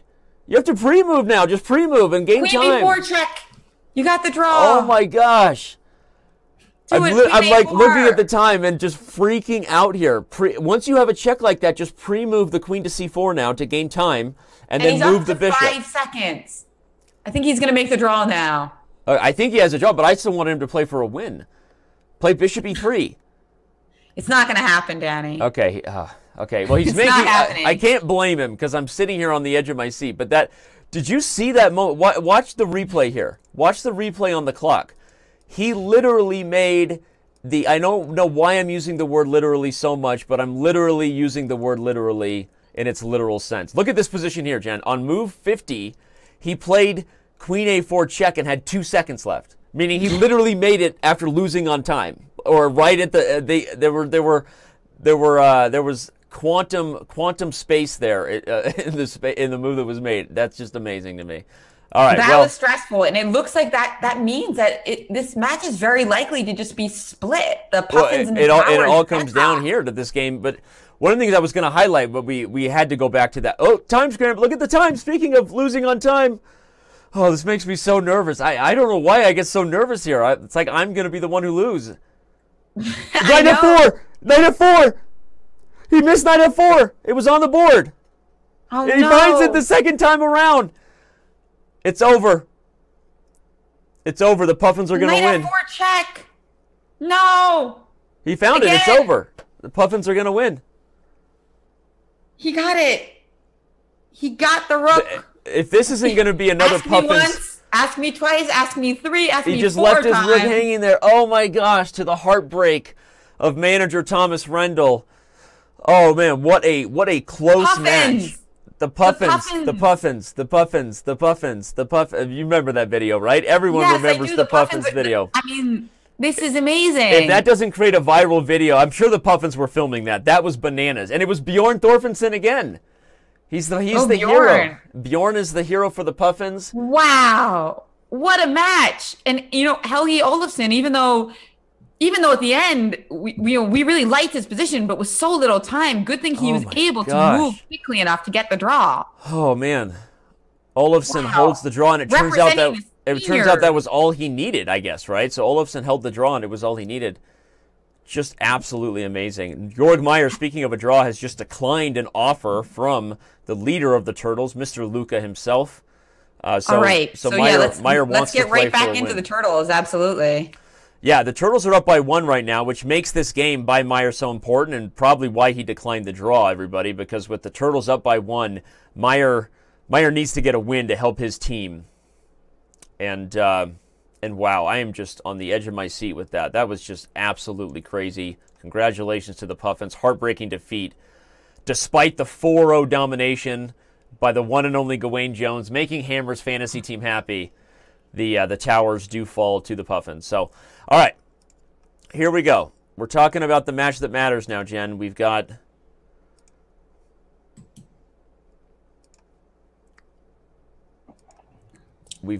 Meyer. We've got Yevgeny. We've got Agrest. We've got Alexenko against versus Alexenko. Yep. As well. And then we've got Ina's game versus the other Luca. How many Lucas does it take for the Turtles to win a match? I mean, are we seriously, right? I mean, how many guys are named Luca on their team? 3. I love that name, though. It's a great name, but it's just... Luca's a great name.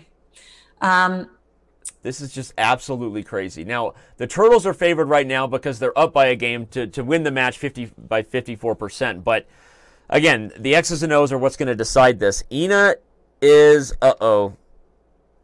Ina's in trouble. Luca may be the hero for the Turtles. If we talk about which Luca's going to be the hero, he drew Meyer to start, and he's about to take down Ina in this game here. That's gonna put the snowballs up against the wall. But I like the snowball's position on the other board. Okay, let's go to Yevgeny's game. Alexenko, I thought that he was playing. Ooh. He was up on time. Wait a second. Yeah, but did Black get his king in? Oh, you're at the Alexenko game. Sorry, I looked at the game. Go to the Yevgeny's game real quick because we have a really critical moment with only a minute left. Black is almost checkmated in the middle of the board. Oh my God! He's saved Rook G5 check coming. Yeah, now we have a check on G5, a check on E5 if we're white, followed by a knight check somewhere if we want it. I'm not sure that's enough for Agris to be better, but I think it is. If we get Rook E5, something like King anywhere, there's this knight coming in with Tempe, and I think white's going to end up winning another pawn. Yeah, so this is going to be huge. So that would mean that the snowballs... that would save the snowballs' chances here. If Yevgeny can get B7 safely, which he's going to do. I think that you're right. I think that this one is going to go in the snowballs' favor, but I also think that Alexenko's game is going to go in Black's favor because his pieces are kind of crawling all over White's, and on top of that, he's up 3 minutes to 30 seconds. So I think there's some huge issues here, even material for the moment. But look at that bishop on d4 and that knight on c2, the rook on b3. Everything is really coordinated for Black. Knight on h2, bishop on g2, rook on f1, all sleeping at the wheel. Yeah, I agree. So I was just going to say where to put the rook. He goes to c8, which makes sense, maybe because he wants to rush the c-pawn. Okay, but e5 is a strong move here because we just highlighted that the bishop was out of play, but now the pawn is under fire. And, okay, I would bet bishop takes c6 is met by an exchange sack. I think he's bishop takes e6, allowing knight takes f1, but then there's bishop d5 check. I think he needs to sack first. I think he's going to take on c6. Whoa, he doesn't. But now there's rook takes b2. That looks like a good move, though. Is it? Okay. Because now we can play. Now we're threatening rook h2 followed by knight takes f1 with a check. Ooh, I love that. Rook takes h2 followed by knight takes with check. Everybody, that's huge. In fact, it's so huge that White may be about to lose the game because of that threat. He moves just in the nick of time with 0.6 seconds left, and knight takes f5. And I think you're right. We are looking. The knight of g3 is mate. He blunders into mate and 1. Checkmate! OMG! The snowballs have made this thing a match. Okay, so with the knight mating, that means we are back. Okay, to Georg Meyer, he drew his game. I don't feel bad we didn't give this one much coverage because it was probably the most boring of all 4 of the games. That means it's coming down to, with Ina losing, everything is riding on this single game. With Evgeny converting this endgame. And he's in position to... No. How did he lose a piece? Oh, no. He sacked the piece. Duh. He's got 1.5 million pawns. Okay, duh. Yes, 1.5 million pawns. And good estimate. I think he should win. That's just a rough estimate, 1.5 million. I think he's got it. So that means that's going to be... Is this going to be a split match? It's a tied match. It's going to be a tied match. Wait, no. No. No, the snowballs win. Are going to win by half a point. And there we have it. Evgeny No, by a full, they win 8.5, 7.5. Yes. Right, I'm sorry. By the thinnest possible margin. Oh my God. What an exciting finish there, though. And it really all came down. Okay, Yevgeny put on an awesome display. Good old-fashioned Soviet chess school technique. Look at this. I mean, this critical moment we came to where the Black King was almost mated on f5. The rook came to g5. But really, it was all about just creating an opportunity for White to win just enough material to win the knight ending. And you know that we always say king and pawn endings are the closest to knight and pawn endings, right? And so here you see that just too many pawns, not enough time for that knight to really compete. and a good instructive example of why the knight isn't so good at stopping past pawns. So Jen, that was the most exciting match I've covered all day. Or that was the most exciting show we've had all day. I'm just kidding. That's the only show we've done all day, right? But that's the Pro Chess League for you. Everyone, Anna, shout out, of course, to Anna and Jesse for a fantastic show themselves, and I'm looking forward to tuning in for some of the Pacific and Atlantic division as well. We're going to have more great commentators, including my usual co-host, Lawrence Trent. Yeah, well, the final odds show every team winning, and so I didn't show these odds early enough for everyone to see the pre-match predictions. But interested in the feedback. Hope that we get some in the comments here on Twitch, or anybody who's watching this broadcast later on any one of the portals. You can do that on Chess.com or YouTube or anywhere else. But we saw matches that, regardless of what the stats said, came down to fire on the board, Jen. Super exciting stuff. Heartbreaking loss for the London Towers and the Turtles there. But you got to hand it to the Snowballs for coming through in the clutch, despite Ina's miscue in the Dragon, right? Last round, really blowing that really nice game. The Snowballs held on. So as far as the matchups are concerned, everybody, Jen and I are going to leave you here with the first two divisions having already been completed. Grandmaster Robert Hess is about to go live with a halftime show. So if you weren't sure what you were going to do in between the Central and Atlantic division, now you know what you're going to do. You're going to hang out and watch Grandmaster Robert Hess's show. Jen, I'm sure you're going to hang out and watch the show, or you'll go to CrossFit. One of those two things, right? So oh my God! Wow, you really know the Shahades well. I do. I know the Shahades well. So, all right, it was exciting stuff, everybody. Two matches that came down to the wire. And for the record, Jen, we turned our attention away from the Amsterdam versus London Lions match, rightfully so, because it was clinched. But the Amsterdam Mosquitoes won the remaining 3 games, so they also only lost by a final score of 8.5 to 7.5. So wow. That one looks close. That's the definition of the sports cliche. That match between Amsterdam and London was kind of closer on paper than it actually was, because London did kind of clinch it earlier. But I'm going to check in here with the team and see if Robert is ready to go ready. He's not quite ready yet, but either way, I think you and I will check out. And fans, grab a snack, get some tea, don't go anywhere. With the Pacific Division is coming up after the Atlantic. Of course, the big news, Grandmaster Hikaru Nakamura making his PCL 2018 debut. And Jen, this was awesome. I had a lot of fun. Oh my God, we had so much fun, so many great blunders and brilliancies and turnarounds. Thanks everybody for watching, and of course, join in for the next 2 sessions tonight at the second week of the Pro Chess League. Yep. Well, and like we said, we're gonna the show's gonna stay live here as Robert gets ready. You can expect him to have full coverage of the best and worst moments of what you've already seen, in case some of you only joined us in the Central and missed the Eastern Division earlier today. Stick around for Robert's halftime show. Jen and I are going to be signing out right now. Thank you everybody in the Twitch chat, everybody in the Chess.com TV chat, and Jen and I will see you next week. Bye.